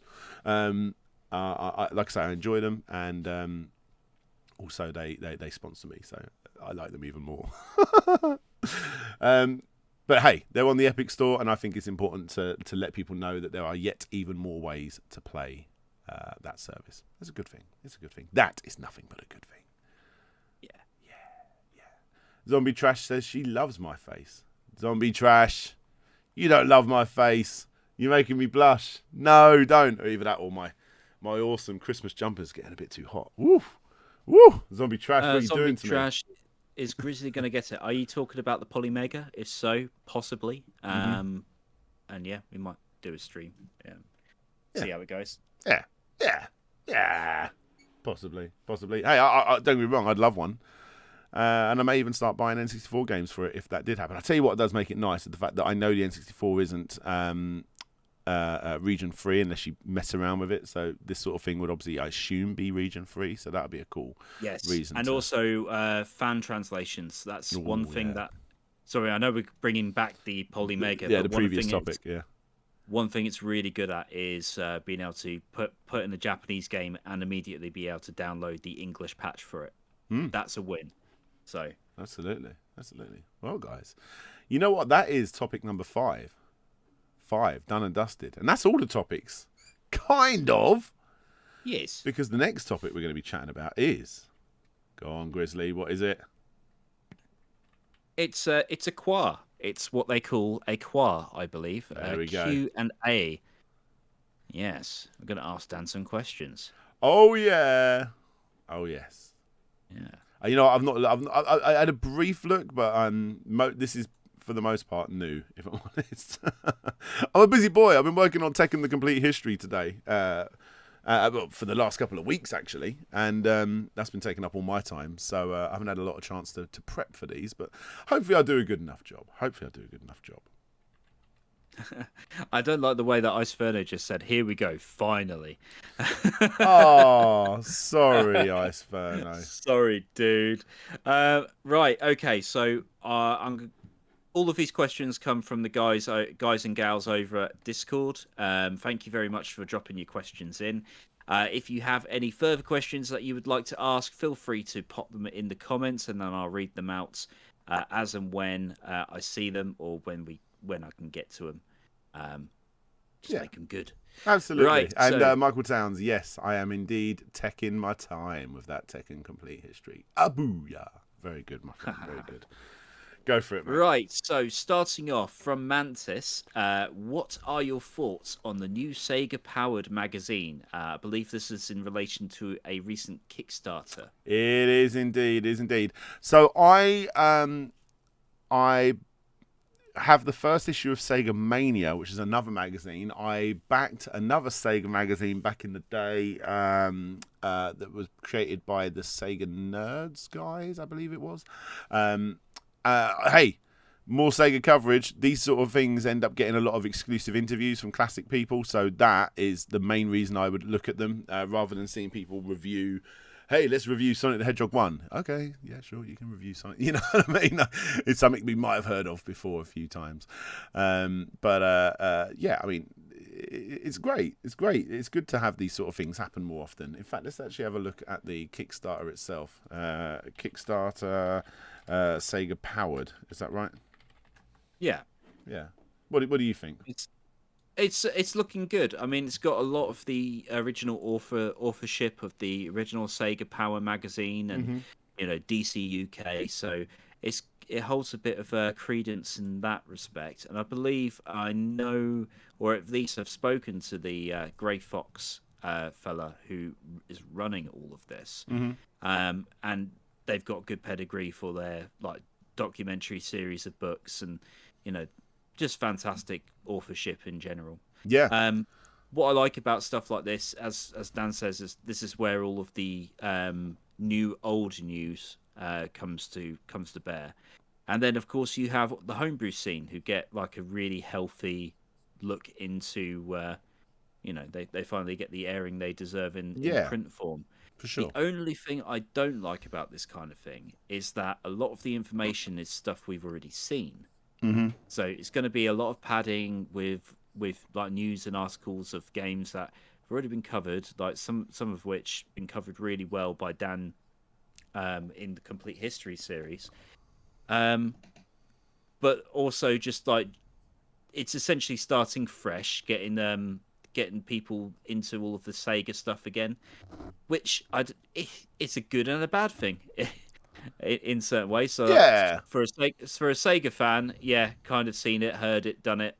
Whereas someone getting into Sega for the first time, this will all be nice and fresh in a really interesting way, and to learn all of it. But I'll definitely try an issue or two, see how this goes. It is a strange thing because it's people like myself, like hardcore Sega fans, obviously, that are going to back this. But if you are that sort of person, for the most part, you would know a lot of what's going to be in this magazine. So it's really down to the people that are running it, or writing it, sorry, to be able to make as much fresh content as they can. That is hopefully stuff that we don't know about, or just interesting articles with the people that worked on the game, stuff like that. That's the stuff that I'm interested in, because like I said, I don't want to see another review of Virtua Fighter or whatever, because it's stuff that you can see and read 1,000 times over. One thing I will say is that it looks very, very well presented. You can tell a mile off when books or magazines or whatever is being done by someone that isn't a professional in the field. These do look, if these were pages within a retro gamer magazine, I would believe it. They look that good. They look very professionally done. And I mean, I've got books on my shelf. I'm not going to call anyone out because I don't want to, embarrass them or whatever. But you're like, wow, this kind of looks like, just little things like the font size, the font they use, like the spacing or sometimes the quality of the images, that sort of thing. It shows the difference between an amateur and a professional, and this does look professional. So yeah, they've definitely got that going for them as well. Definitely. Yeah, there's not much else more that I can add on that. No, thank you very much, Mantis. Cheers, buddy. Yeah. Now, we're talking about Kickstarter. Vitas Varnis, he's a hardcore Kickstarter backer. Absolute legend of the Kickstarters. This man backs a lot of stuff. And he's got some questions. Go for it, man. Right, so, from Vitas Varnis, do you personally regard the original Xbox as the Dreamcast 2? Yeah, I understand what he's saying there. They obviously had the exclusives, didn't they? Your Crazy Taxi Freeze and all that sort of stuff, and Panzer Dragoon Auto, Outrun 2, that sort of stuff. Toe Jam and L3, and probably others that I'm forgetting off the top of my head. Sega GT was one of them, one of the packing games. Jet Set Radio Future, of course. Almost forgot that. To a degree, but they definitely did venture out to other companies as well. I mean, I remember at the time, a lot of people would have looked at things like the GameCube as the place where Sega went. Obviously not retrospectively, but definitely at the time. I mean, because that was where you was getting your Sonic Adventure DXs and stuff like that, and Sonic Adventure 2 Battle. Like these slight enhanced versions, even though I wasn't a fan of super slick shiny Sonic compared to the original Dreamcast look. But yeah, I mean, it felt more like a continuation to me. Yeah. So you had there's definitely a lot of Sega DNA built into the Xbox. I mean, the controller, the Xbox original Duke controller wouldn't exist without the Dreamcast pad. I mean, you're talking about the same controller with an extra stick. That's basically the Dreamcast to Xbox pad. Mm-hmm. And then, of course, the general idea of Sega moving forward. I feel like the Sega franchises were sort of divided up by its competition. Xbox taking the more edgy, adult-orientated titles in the form of Shenmue, Jet Set Radio Future, and Crazy Taxi. Whereas the PS2 and GameCube received the more general franchises like Sonic the Hedgehog. I mean, yeah, it wasn't until Sonic Heroes, I feel, that that Sega really went fully third party, because I believe as the story went, and I'm paraphrasing here, so forgive me if I'm wrong. But when Sonic Heroes was about to be launched as an Xbox exclusive or an Xbox/GameCube exclusive, right? Sony said, if you don't release this on our console, then you will never release a game on the PS2. Wow, I need to look into that. That's interesting. I believe there was a bit of that kind of story behind it. I know that the PS2 version was so rushed. Yeah, I remember. I'm forgetting the guy's name, but the guy that was in charge of Sega at the time went on to obviously Microsoft. I remember him. Sorry, is that Peter Moore? Potentially. I know what he looks like. I just can't think what his name is. I'll put the face to the picture of his face, name to the face, whatever. I remember his discussions of walking around trying to get in with these companies like your Sonys and your Nintendos and your Xboxes, and him saying that Xbox were the people that were the people that had the biggest, hands open, allowing for Sega to come in, and they were a little bit shunned a bit with Sony and Nintendo. I suppose that's quite a humiliating thing, to do. I know as a fan it was humiliating because I had my Nintendo fans, and I've said the story before in a few videos, but I remember I got, what was it? It might have been, I think it was Super Monkey Ball, which obviously originally started as an Naomi game in the arcade, so it was obviously going to come out on the Dreamcast if it had much more of a life, which obviously it didn't. It had a very short lifespan. The Dreamcast, not the GameCube. So when it was released on the GameCube, and I remember seeing that Sega logo come up, that's beautiful, the greatest logo in gaming, that lovely blue Sega logo just come up, and then it faded away, and then it said Nintendo. That was the moment for me that I realised, they're dead. Like, they're not, but like the consoles, they're not a first party anymore. I think my first moment was when there was an exclusive Sonic game on a Nintendo platform, and that was Sonic Advance.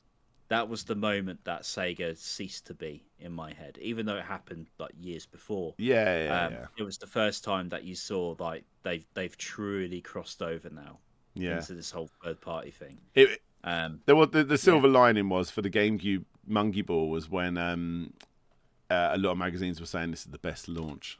I was like, have that, Nintendo. Yeah, better than all your stuff. And then you had like stuff like F-Zero, which was classic. I mean, it was perfect. I mean, Sega know how to do racing games, arcade-like racing games, better than anyone else. They are the best. Yeah. So, giving them an arcade racer, Nintendo giving them an arcade racer, that was That was a fantastic move on Nintendo's part. Bloody good job from everyone, because they smashed it. I'm not going to repeat that comment, Vitas Farnus, but I know exactly what you're talking about. The old esports saying, "Get that out of my office." Yeah, Peter Moore, that's the one. Yeah. There we go.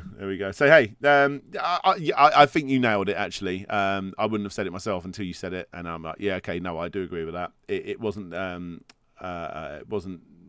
Dreamcast 2. It was very much a continuation of the Dreamcast, because the Dreamcast had such a small life. It was literally a couple of years before it was announced. Not the announced that the system was gone. It was announced that the company are bye. Like, whoa, okay. I hate to say it so bluntly, but there will never be a Dreamcast 2. Gotta say it, guys. No, sorry. and the Xbox is probably the closest thing. So yeah, good shout, because it had some good exclusives, good Sega exclusives that if it wasn't for the death of the Dreamcast, we would have originally seen on the Dreamcast. In fact, I have behind me a prototype version of ToeJam and L3 for the Dreamcast that plays on the Dreamcast. It has like most of the levels done. So, but a lot of it was just port that crap over, Obviously, Monkey Ball on the GameCube. I've said them already. Obviously, Shenmue 2, coming out on the Xbox. I have a very weird version of that for the Dreamcast. Actually, takes the audio from the Xbox version and puts it in the Dreamcast version, because if you remember correctly, Shenmue 2 on the Dreamcast didn't have audio, but the Xbox version did. But someone's managed to actually put it into the Dreamcast one, so it will continue.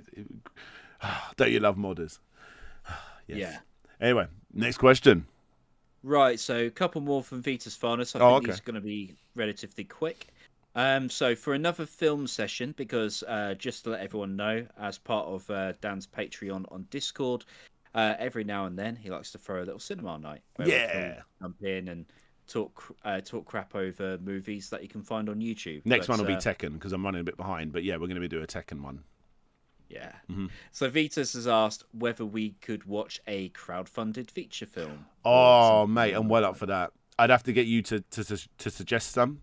But I remember always looking in those categories, and there were so many movies that were like a bit B-movie, a bit crap, in all honesty. Not to be nasty, but like, you know, like sometimes intentionally, sometimes not intentionally. You know, like those sort of very low budget movies, and I think they would be quite fun to watch as a movie night. Yeah, that's a great shout, definitely.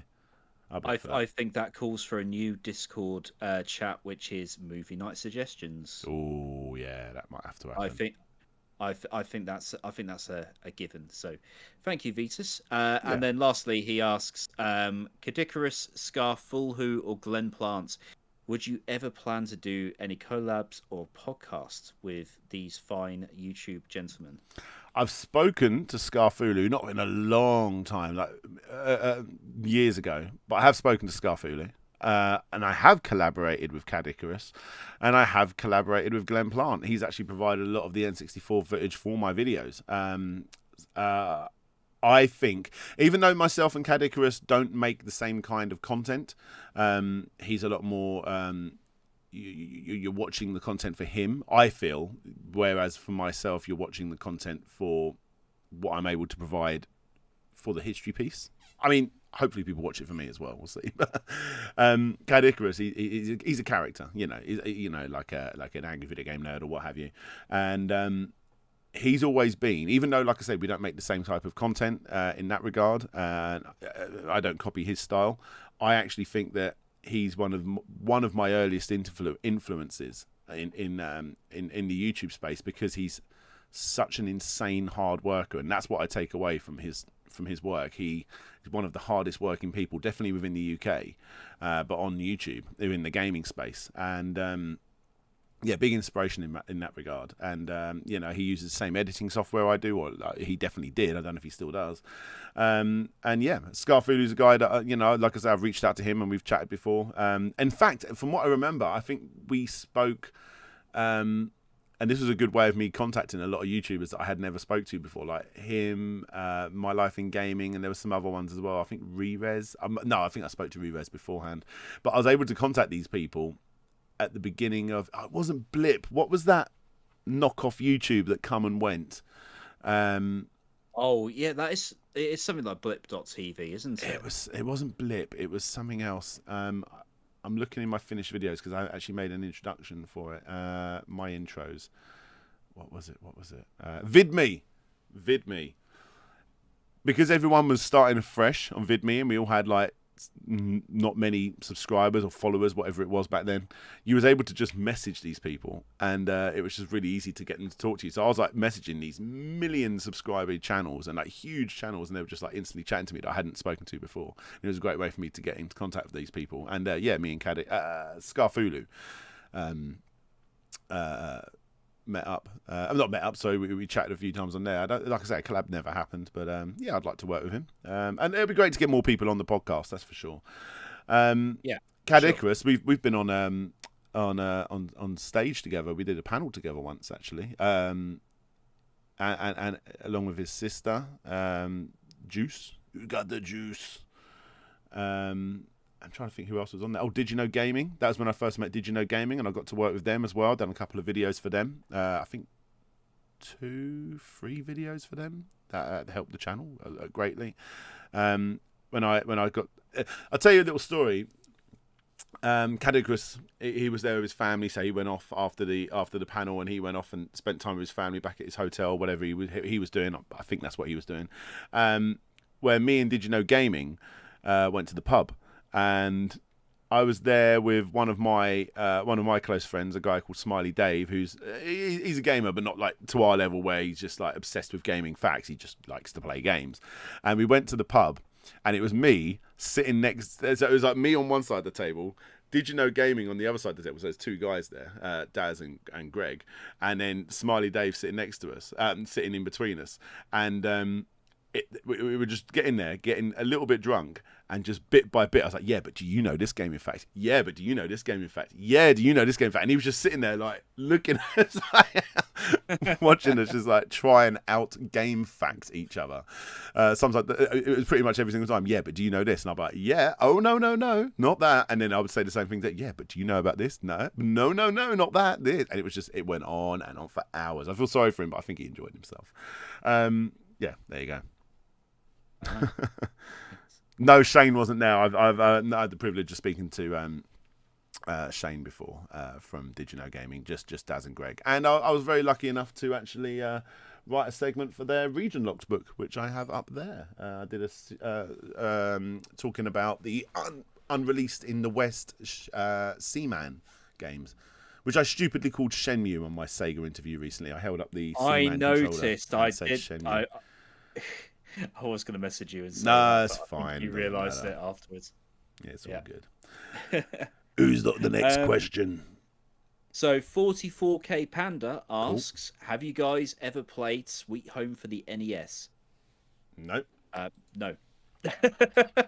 I'm aware of it. I mean, that's the predecessor to the likes of Resident Evil, isn't it? It's the yes, I remember seeing this. Survival horror. Seeing that, the imagery here. I've heard of it. It's an RPG, so it would have been. Oh yeah, look at that. And that's as far as I would have got. I believe I've seen it in a video of some sort, potentially. Maybe I did something for Larry where I brought this game up. That's as far as I've got. I've never played it. No, sorry, 44K.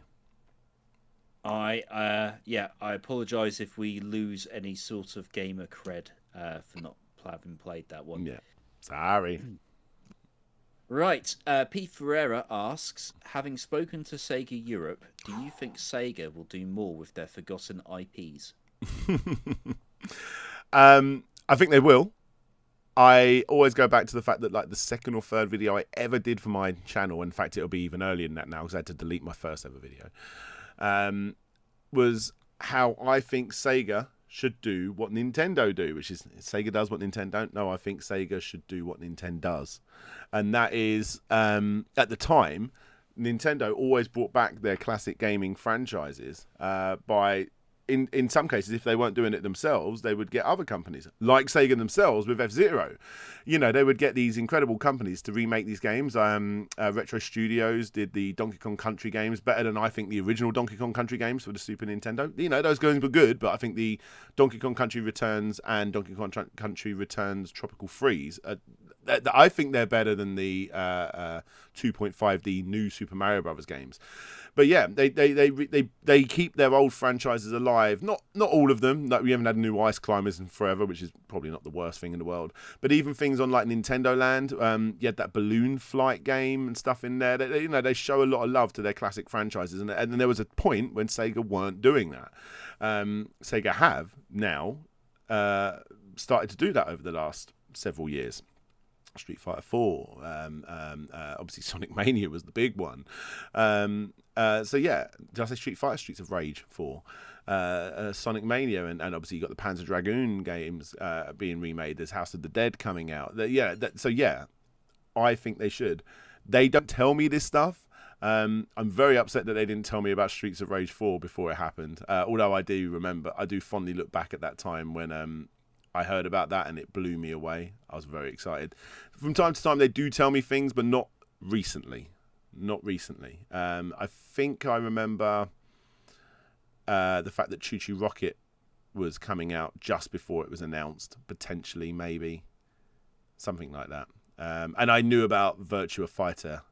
That one they recently done 5 years in advance, but then they forgot to tell me that it was actually coming out. Otherwise I would have got a complete history in the works and got that done.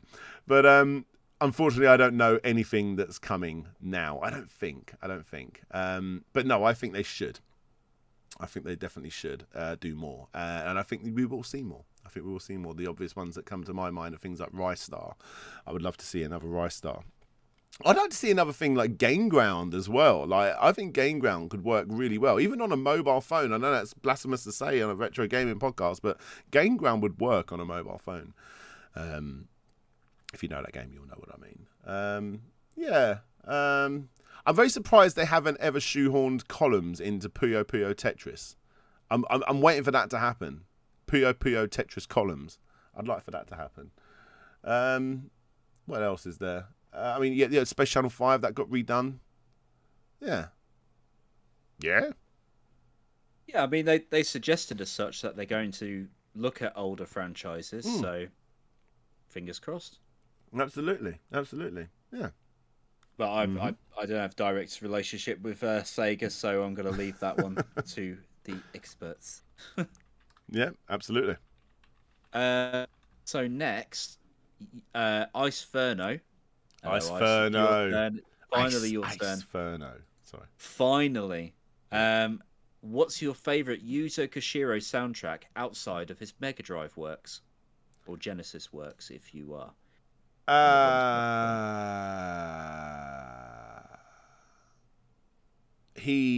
Oh my god, please don't say I'm getting this wrong. He did the audio for Sonic the Hedgehog on the Master System, which is stupidly iconic. I'm afraid that he did that. Oh, I know he did Shinobi for the GG.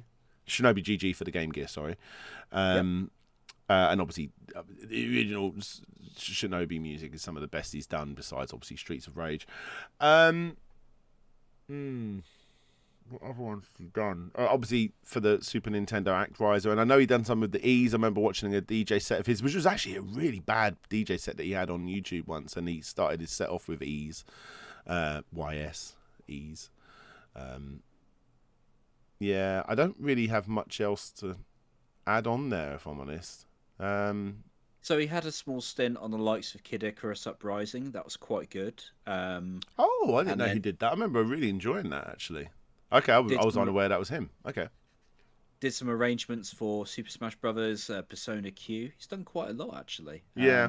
There's a racing game, Wangum something, that's very trancey, which I'm assuming is Ice Furno's. Is that Wangan Midnight Maximum? That sounds about right, yeah. Which is good. It works for the game. But the game itself doesn't really look that appealing to me.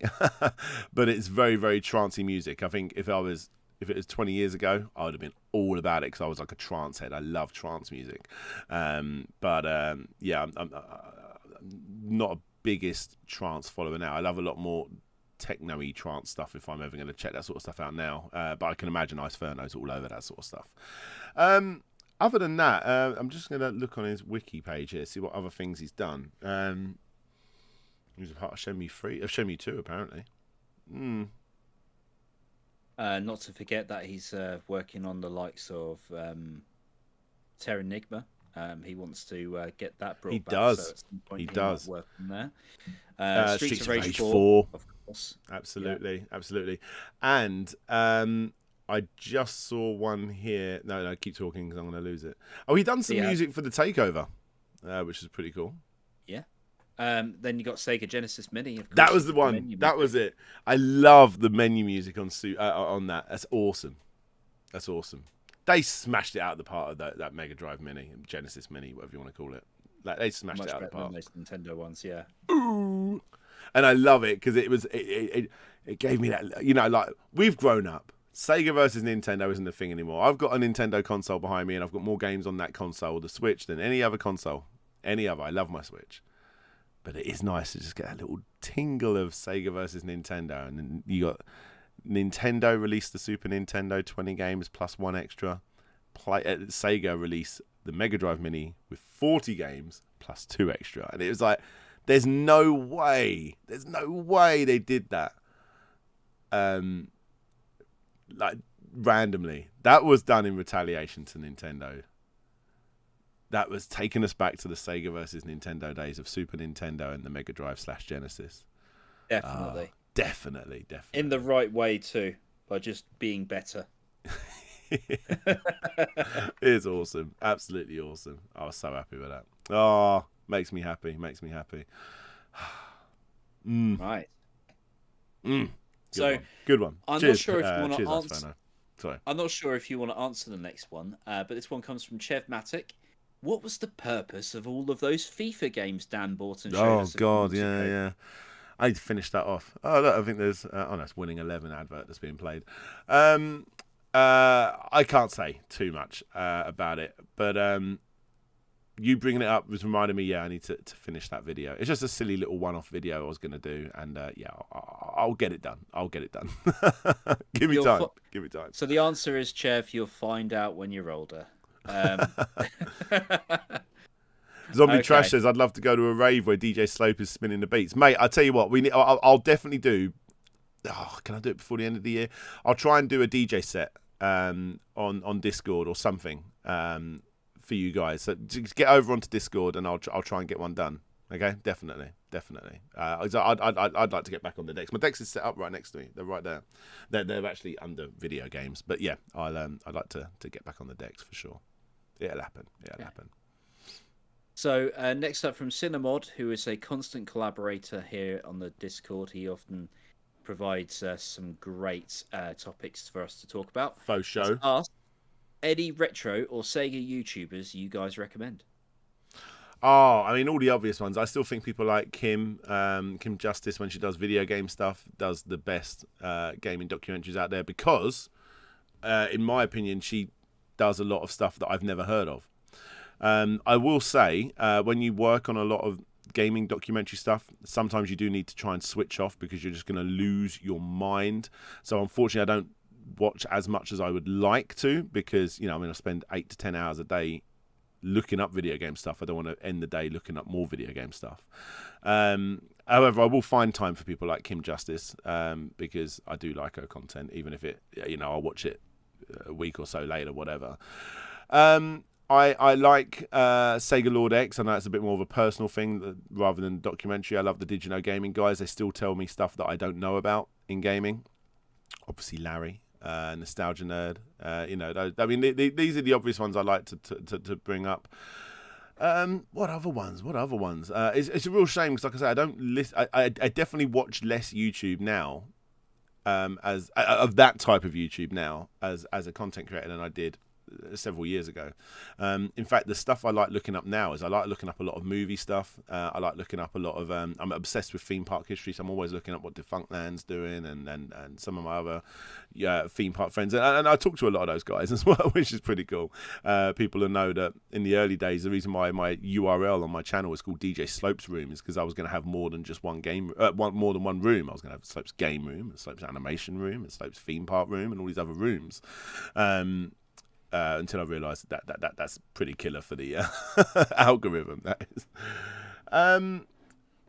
Who else can I recommend? Oh, loads. My Life in Gaming. I think Rerez always does really good stuff. And I'm really talking about the big people here. I tell you what, I really, really like, a very underappreciated YouTuber is Jimmy Happer. I've always got time for Jimmy Happer. I will always watch what Jimmy Happer puts out because he's someone that talks about retro arcade, retro Japanese stuff that I just don't know about. I didn't grow up in Japan, never been to Japan, so it's quite nice to hear that. I know he talked about an Aliens game I'd never ever heard of for the MSX and talked about it in length. That was really interesting. There's so many. I mean, if I look through my subscriber list, which is what I'll do after this, I'm like, I didn't bring up that one, I didn't bring up that one. Wrestling with Gaming puts out insanely high quality documentaries. There's a lot of people. Yeah. Just a couple on my list. We got the likes of Matt McMuscle, so I love his What Happened series. There we go. Yeah. I get a special little giddy little thrill whenever I see his intro play because it's got one of my videos in it. That's awesome. Still name drop. No, that's cool. No, yeah, I've chatted to him a few times. He's a really good guy, and he does fantastic content.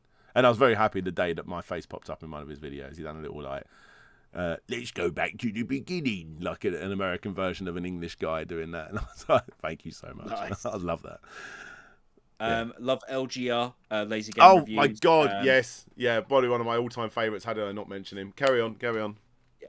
And then you've got the likes of Glenn Plants, of course. If you've watched N64 content and you're a fan of the N64, darn. It's a must. It's a must. I'm not, but I still love watching his content. It's a must, for sure. And then there's one in particular that I want to give a big shout out because I'm a really big fan of their content. It's some of the most slickly edited content that I've ever seen, and some of the greatest 3D work I've seen on YouTube, and that's Stray Fox. So Stray Fox does these little Sega documentaries. He did the history of Sonic 3 and Knuckles, the Streets of Rage, and various other ones. You know, maybe not as in depth as say like the complete history, but he tends to go into a lot of detail about individual games, and I believe he gets someone else to narrate the video. Yeah, I think he's European. Unfortunately, even people like that Pixel thing, like these European voices. I suppose to certain people around the world, it can be a little bit more harder to understand what they're saying. And unfortunately, it does turn off people, and it's horrible to say that, but that is the truth of it. Yeah. So he's done the right thing. For a channel that wants to grow, he still makes fantastic content regardless if it was him or not. So yeah, it's a good one. His best video, in terms of numbers, is the making of Street Fighter, and it's got 846,000 views, and that's not nearly enough. Definitely worth checking out when you get a chance, and that's Stray Fox. Stray Fox, absolutely. Very, very high quality content, very much so, and it takes his time putting it out as well. Definitely, and that just proves it's quality over quantity. And P. Ferrer, you are right, mate. Go and check out Steaker. That is definitely one you should go and check out. Steaker is fantastic. I'll tell you what, there is a couple I will mention that I've been speaking to recently, smaller channels that I want to give some love to. Go and check out the channel. New one for you guys. You heard it here first. Chris B. Crisps. Crispy Crisps. Oh, that makes sense. Crispy Crisps. Yeah. I'm not subscribed. Oh, I'm on my second. It took me a while to work that one out, didn't it? He essentially does the complete history. But he's done the history of Katamari Damacy, the history of Ace Attorney, the history of Gradius, the history of Battletoads, the history of I've done Battletoads as well, but Willy Beamish. He essentially does the complete history. But he very, very small channel, 1,000 subscribers, definitely worth checking out. Faux show. I also want to give some love to oh my god, I'm so bad when I'm put on the spot. I can never remember names ever. Blast Processing. Annoyingly, he's called himself Blast Processing because I think his content is fantastic, but when you call yourself something like that, your name's not ever going to be anywhere near the top because Blast Processing is something that's already easily searchable.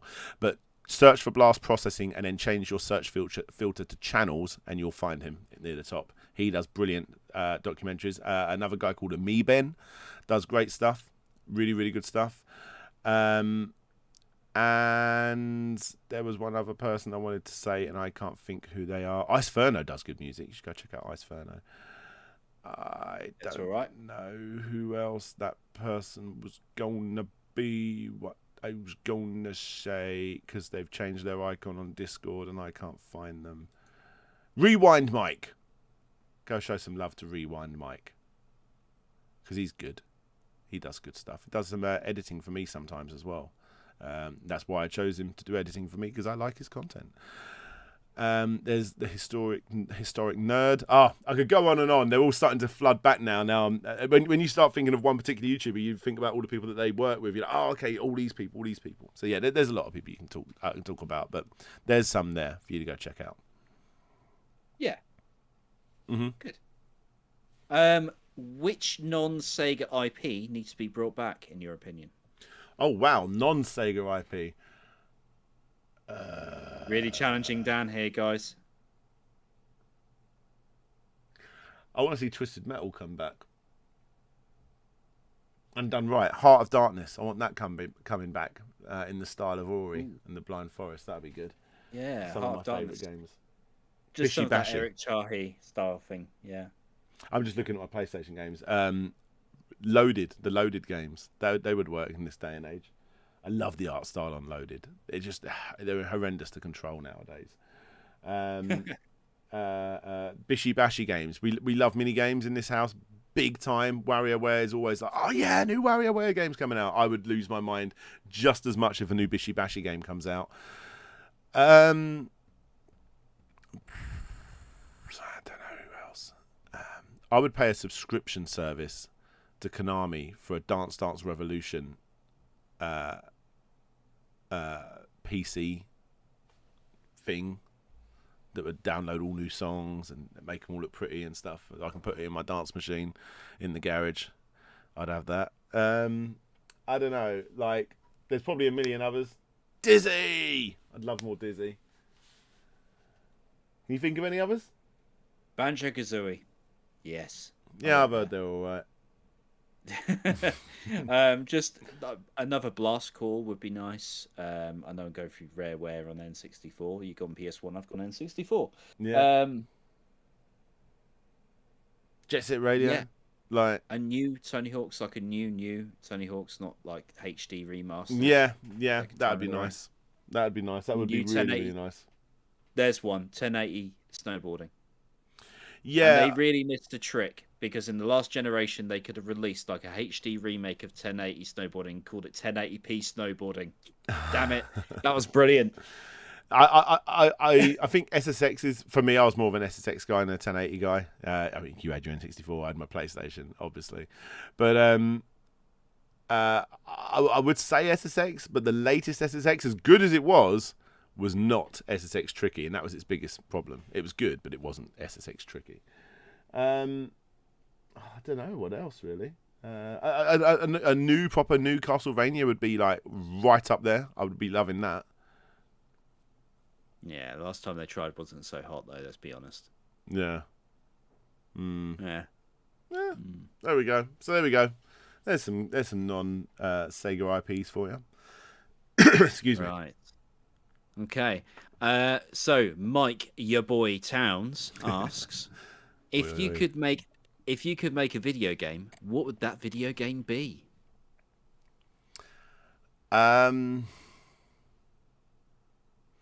Don't give me a cop-out answer now. You can't just say a fun one. No. I don't know. I would want to make a mix between... I'd want it to be a Castlevania, because that's like my favourite style of game. Sorry, Metroidvania is probably better. A Metroidvania-esque games. I love those games. Ori and the Blind Forest, obviously the Metroid games, the Castlevania games. I just love them. I love them. Cave Story, as short as it was, good fun.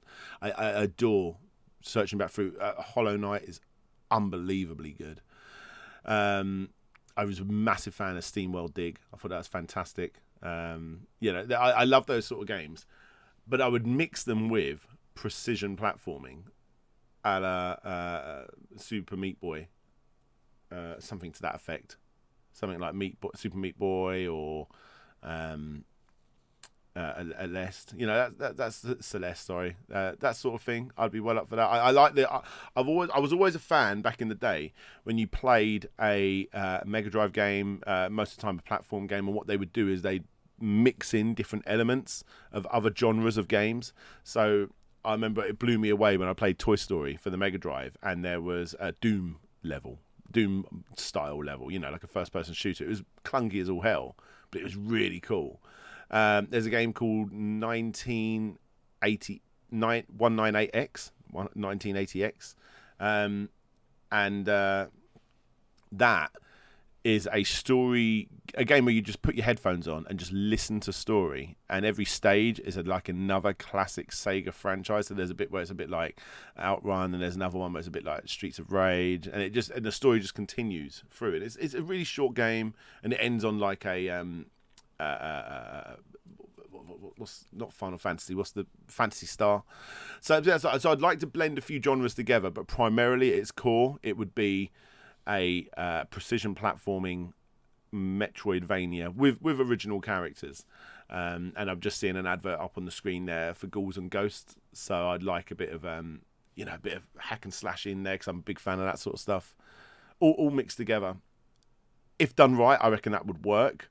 But the story would have to be really, really good.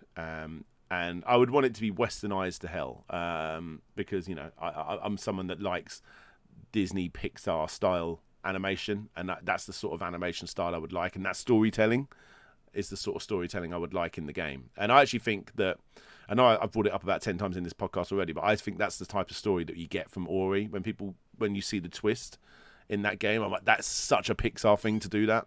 And maybe that's why I like it so much. I'd like more of that. I'd like more than that. Yeah.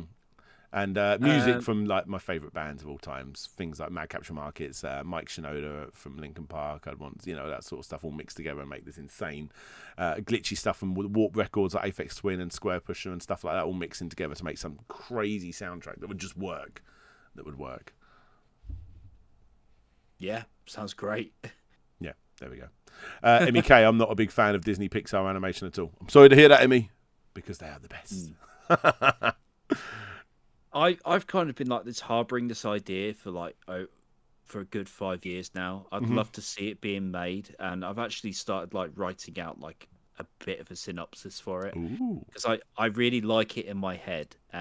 But so I won't go into too much detail because I don't know. It's one of those things I want to flesh out and then just give to someone who could make it, that kind of thing, or at least look at it and go, yeah, that's neat, and then throw it aside.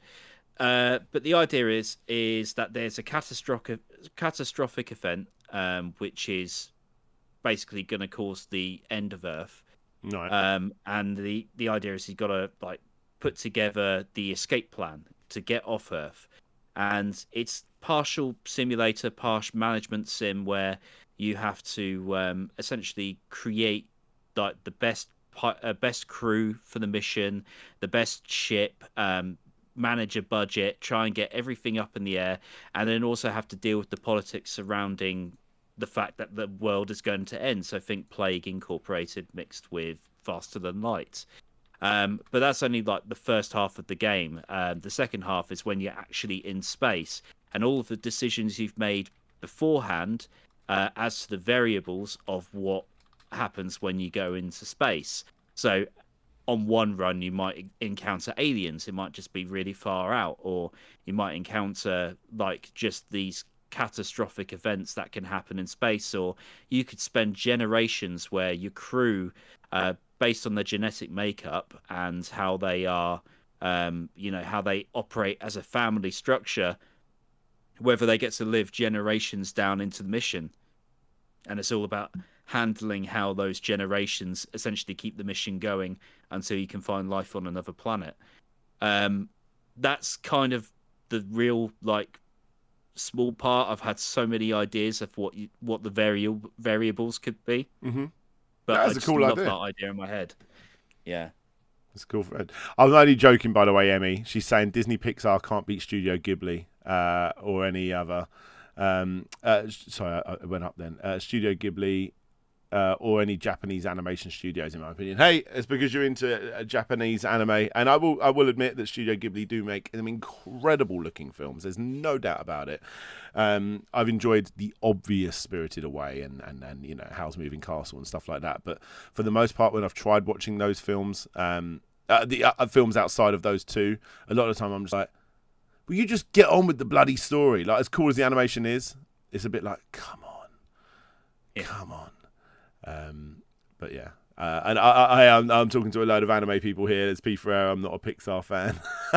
I'm going to lose this battle in here, but hey, I'm going to go down dying on this shit because I think they're the greatest studios in the world, Disney and Pixar. And it's down to the storytelling as well. I think they're some of the best storytellers out there ever. There we go. Raina, I tend to prefer Pixar. That's cool. It's all kicking off in the comments. It is. I'm sorry, but I'm not at the same time. Michael Downs, it's Deke or nothing. Ding, ding, ding, ding, ding. Dick. I need to find that. Deke intro. Have you seen that? Yeah. Everyone has. Let's get the volume right up. Dick. Right. Next question. Sorry, I just got it on the my end of the stream. Right, so we got 4 more questions and there's a couple more that's coming through Discord. So let's try and I think we're going to need to fast track these. It's getting rather late. Isn't it? Sorry. No worries. Any sort of demo? Sorry, this one comes from Chatman. Yeah. Any sort of demo, hard to find, or outright lost games you have always wanted to get your hands on? I don't know. Off the top of my head, I mean, I was searching for the longest time because I was sure there was a... I can't even think what it's called. I've done like a complete history on it. The Snake puzzle game for the Dreamcast. Snake puzzle game. Complete history. The complete history. What was it? But yeah. I think I'd love to see some of the some of the prototypes, if they even got to prototype form, for some of the unreleased Pac-Man games. That would be really cool. I'd be up for checking out some of that. Of course, I'd want to see, at least in some kind of playable form, if there's anything to do with any of the Streets of Rage stuff that ever got off the ground. Like, I know there was that mock-up that Sucker Punch, I believe, made. It might not be Sucker Punch, but one of the studios made that ended up getting leaked. And I'm still in two minds whether it was pre-rendered footage or actually gameplay footage. It could be gameplay, potentially, even if it was only one street that you just shoot down, potentially something along those lines. I'm not sure what else, if I'm honest. Yeah. Can you think of any? If I was going to pick one, it'd be Sonic Extreme. I'd love to see some original, of course. actual like demo stuff. Yeah, that's on my list. I still feel like there's a lot hiding out there. The game I was trying to think of, the snake thing, was called Sega Swirl. This is where a lot of people will say when you're making history videos, you can't just go to Wikipedia. You can't go to Wikipedia. You're right, you can't. You need to go to your trusted sources and whatever else. But I guarantee you, for the most part, when you go to Wikipedia, you will see something written there. You're like, hang on, I haven't found that anywhere. A lot of the time, there'll be sources for what is what they're talking about underneath, so you can at least work on what they're saying, so you can actually see if it is true or not. Most of the time, it is. But I remember seeing. So here's two examples of how that works and how it doesn't work. I remember there was, I read on the Zool article that there was a Zool 3 or something to that effect.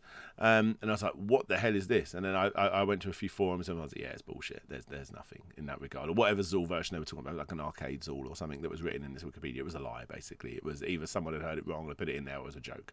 But then I also read that there was a Sega Swirl 2, and I couldn't find any information about this Sega Swirl. So I actually ended up reaching out to the guy that made Sega Swirl. He's like, oh yeah, it did exist. Here you go. You can have a copy of it. So I am one of the only people in the world that has a copy of Sega Swirl 2. So yeah, I mean, there's one that I got. I remember that was bugging me for months, potentially years. I'd like to see some of the prototypes that didn't make it on the 32X, something like Echo the Dolphin. That would be quite interesting, even though it probably just essentially the Mega CD version of Echo the Dolphin with a couple of pre-rendered cutscenes in 32X style, so not even that great. But I'd be interested in seeing some more stuff about that. Did Mr. Nuts HD ever come out in the end? I don't think it did. I don't think it did, no. Well, there's that. I'd be interested in finding out a bit more about that.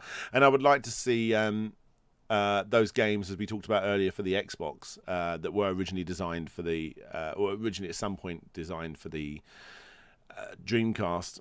I'd love to see them in whatever state they were in, including Scud Race. But again, that was just for demo purposes, it's believed. That's probably where we're at with that. I can't really think of any others that off the top of my head. Yeah, mostly just Sonic Extreme for me. Right, and then another question from Chatman. Is game collecting something you would still recommend to newcomers with how expensive and difficult it has gotten? Yeah, 100%. Because you don't have to jump in and try and get those crazy, obscure £1,000 PC Engine games from the get-go. Or at all, potentially. I'm never going to buy those games. you know, at the end of the day, for the most part, good games are still around about, you know, like most of the time you're not going to be spending more than 40 quid, which is what new games are anyway. And legendary games that fully stand the test of time, your Streets of Rage, your Sonics, and your Marios and whatever else, for the most part, you can still get them at that cheap price, and sometimes cheaper. So I think it's still definitely worth going in and getting those games if you can, and it's easier than ever. You know, with systems like the Polymega, that's obviously quite an expensive system. Analog. You know, there's people out there that would want to buy an analog over whatever current gen system there is, and yeah, you know, it's not that expensive to buy some of the greatest games ever made for these systems. Yeah, I still think it's definitely worth doing. And I'm in the same boat. I'm not going to be spending tens of thousands of pounds on some shmup just so I can play it fractionally differently on the original hardware. And you know, because honestly, you're not going to notice. Like, let's be honest and blunt here. You're not going to notice. Yeah. I'm in two minds about this to really answering, because I'm very much a video game collector, very much like Dan. One of the things that is a very easy trap to fall into is going out there and buying one of everything and constantly collecting for the sake of collecting. The best way to go into any collection is with a goal. So whether that be collecting all of the Sonic games or all of the Mega Man games, or even the games that you had when you were younger that you don't have anymore, that's the one that most people go down. I want to get my original collection back. Yeah, it's a very slippery slope. There's more things than ever to collect these days, and you can easily find yourself just going down a rabbit hole and having too much stuff and nowhere to put it. You know, stick to what you like. Try to stay within the confines, but also don't be afraid to try something new every now and then. And you know, that's my goal for collecting was always, you know, pick out the stuff I liked and pick out the stuff I wanted when I was a kid that I could never afford. I think that's where I'm at as well. Definitely. Yeah. And take your time with it. Take your time with it. I remember when I was younger, the games I had were the games, you know, I really saved for, you know, like whether it be a birthday or a Christmas or me saving my own pocket money. And I ended up accumulating 50 Mega Drive games or whatever during its life, something to that effect.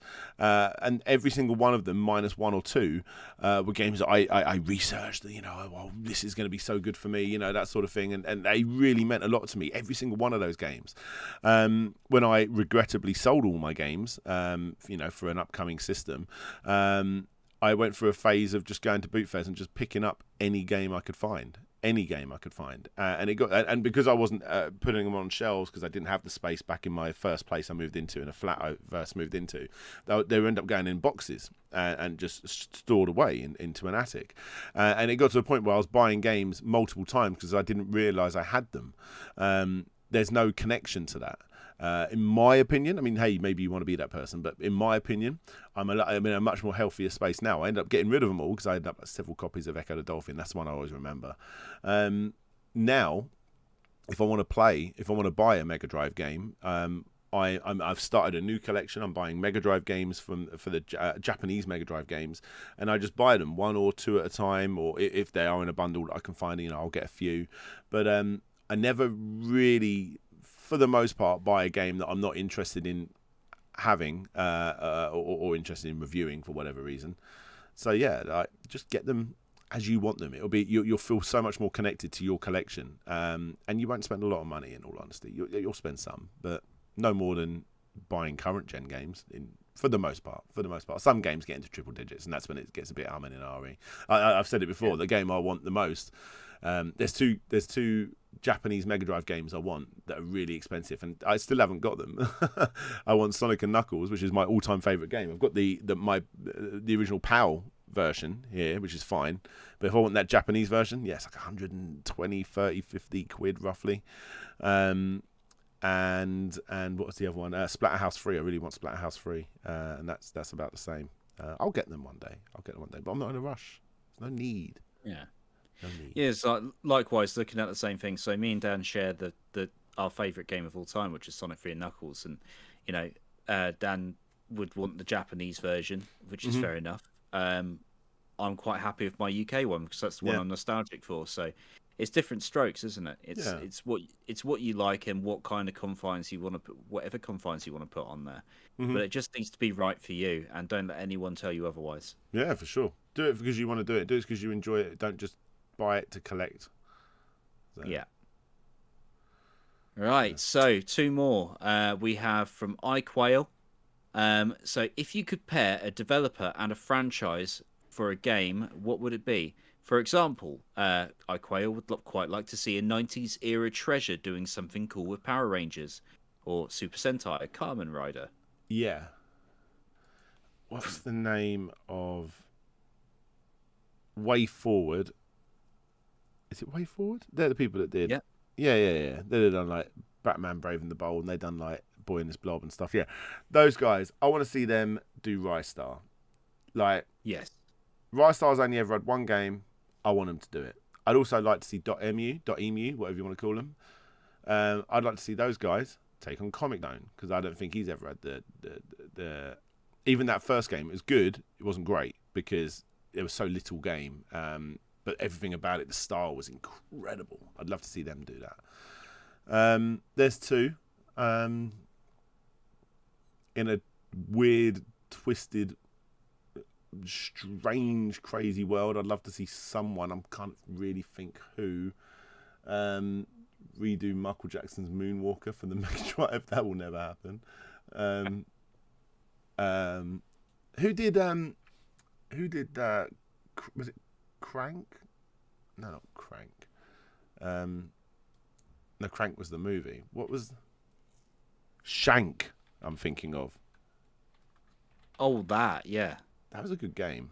Clay, Klei, and they also did they did a ninja game. Oh, they'd be good with a Shinobi game, actually. There you go. There's 3. All obviously Sega related. And I'm okay with those guys taking on those particular franchises because, in all honesty, I want Sega themselves to do Monkey Ball. I want Sega themselves to do Crazy Taxi or whatever. I don't want them going to other companies. But those franchises, I'm all over those ones. There you go. What about you, Grizzly? I would like a Sonic game that is based on those Rayman music levels from Legends. Oh, they're good, aren't they? Rhythm action game based on classic Sonic tunes as you run through each level, jumping, fighting badniks and all of that. As you run, I think that's a match made in heaven, and I'm annoyed that concept hasn't been used more since Rayman Legends did it, because it was brilliant, absolutely brilliant. Yeah. And if anybody wants to see what I mean, look up the Black Betty level on Rayman Legends, because it's a lot of fun. Yeah. I always imagined the future of 2D Sonic to not be Sonic Mania, but I'm happy we got Sonic Mania. Sonic Mania is a fantastic game. I've completed it multiple times, but I always imagined it to almost go into the realms of what Wario Land, Shake It, Dimensions, or whatever you want to call it, went down, where it's like animated and it's like hand drawn, or something like that, and it was a bit more like crazy, and things are flying in and out of the screen, and I think it would look really nice like that. But they've gone down the 2D route, or even worse, the 2.5D route.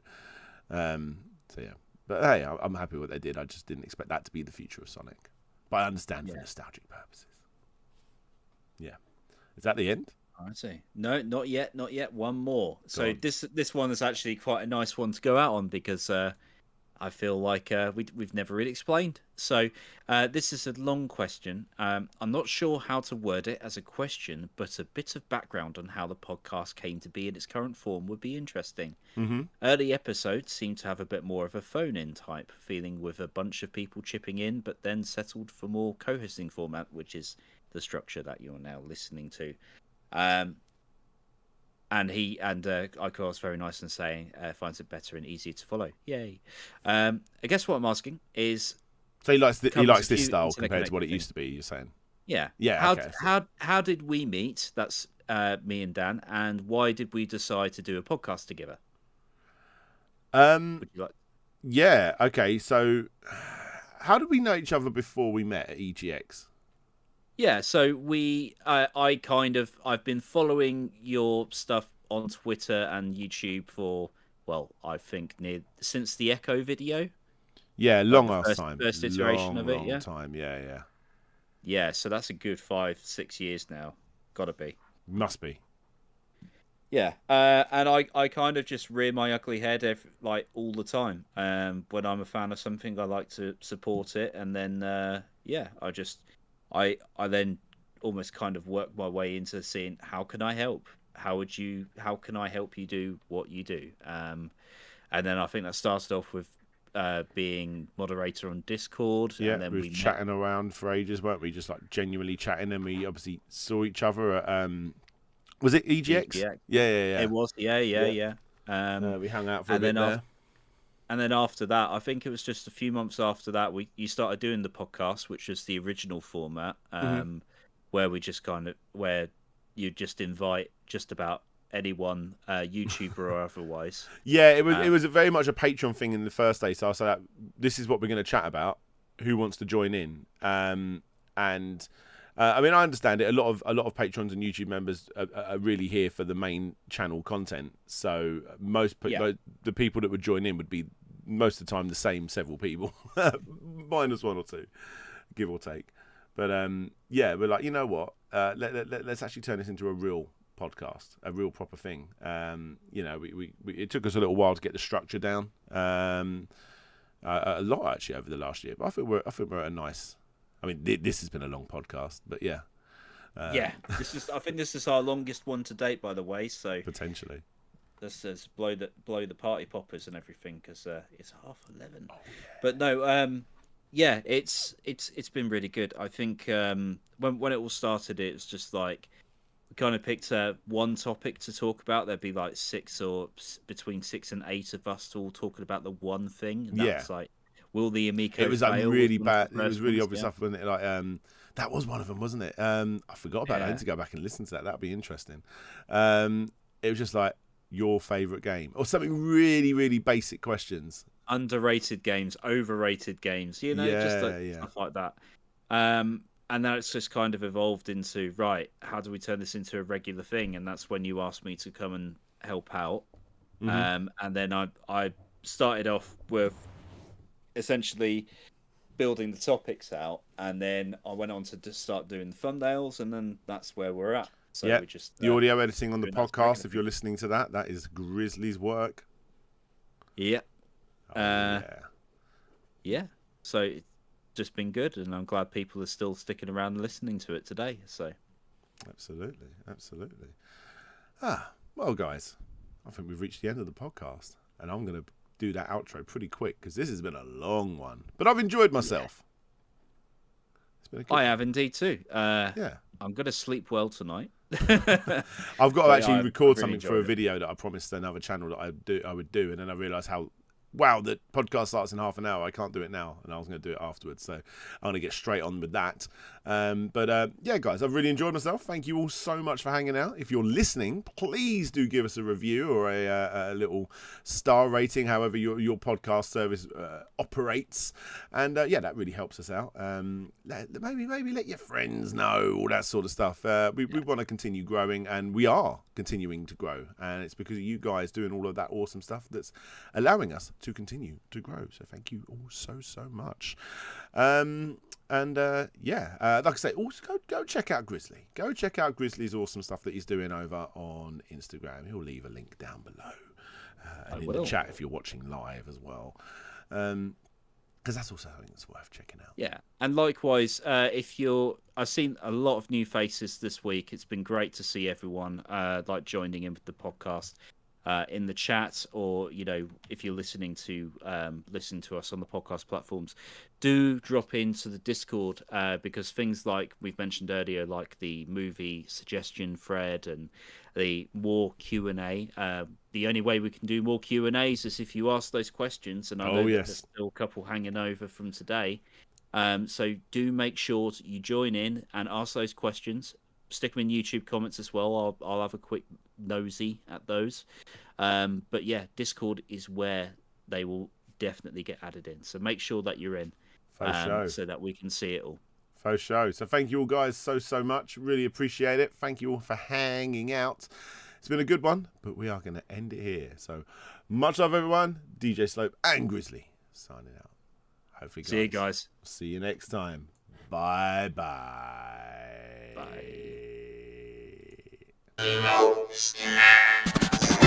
Thanks for listening to SLOPESCAST, the retro gaming news show with myself, DJ Slope, and my co-host Grizzly Crichton, recorded live on Twitch every single Tuesday night. If you want to listen in live, then make your way over to twitch.tv/Slopes Game Room at 9 PM UK time, 1 PM Pacific Standard Time, and 4 PM Eastern Standard Time. And as stated, if you want to be in a chance to be on a future episode, then please do consider supporting the show on Patreon or as a YouTube member. And finally, if you do have any news stories for us, then please do feel free to drop them in the dedicated rooms over on Discord at discord.gg/Slopes Game Room. And until next time, guys, this is DJ Slope signing out, and hopefully I'll see you all next time.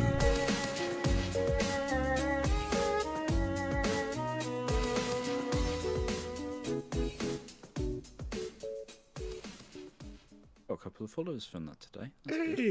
Hey guys, hey. Craig let us down.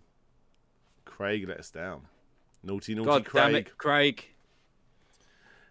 It was like almost at the end as well. It failed. It was just like halfway through one of the Q&A questions, and I'm like, no. Absolutely. You know what? We didn't talk about the extra topics. We didn't. No. I suppose that gives us a chance to use them next week. Absolutely. I promise you I wasn't looking up this. Sperm is now being used to create an eco-friendly alternative to plastic. Salmon sperm, apparently. Wow. That's a bit fishy for me, you know. Seems You a went bit there. too fishy. You went there. Guys, we are going to end it straight away because, my God, that was long. And I have actually got to record something for another channel that I promised I would do. So, yeah. Much love, everyone. Thank you all so much. It's been a good one. It's been a real good one. But we are, we're going to head out now. It's been a cool stream. We're going to have a quick look before we go over on Twitch. See who we can send our small amount of followers we have to. Let's go to retro. Because I always like to send it to random peeps. Random peeps.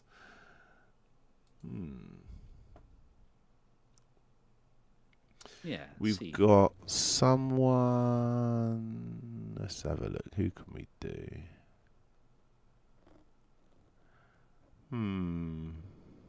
King's Quest stuff going on. There's some speed runs over here. Try and find some English people. That would help. Super Nintendo. Watch Party Kung Fu Classics 24. That sounds quite cool. IGN's Top 100 SNES games. Whoever's playing this is at number 72. He's playing Rock and Roll Racing. I think that's our guy. Johnny Cage. We're going to go send some love to a guy called Johnny Cage. Make sure you tell Johnny Cage who sent you. And we're going to hit that raid button in just a little bit. There we go. Start raid. So much love, everyone. Thank you all so much for hanging out. I've had a great time. And I'm going to go. Oh, we're still here. Yeah, we are still here, P. Ferreira. But not anymore. We're not anymore. We're going now. So much love, everyone. Catch y'all later. Bye. Bye.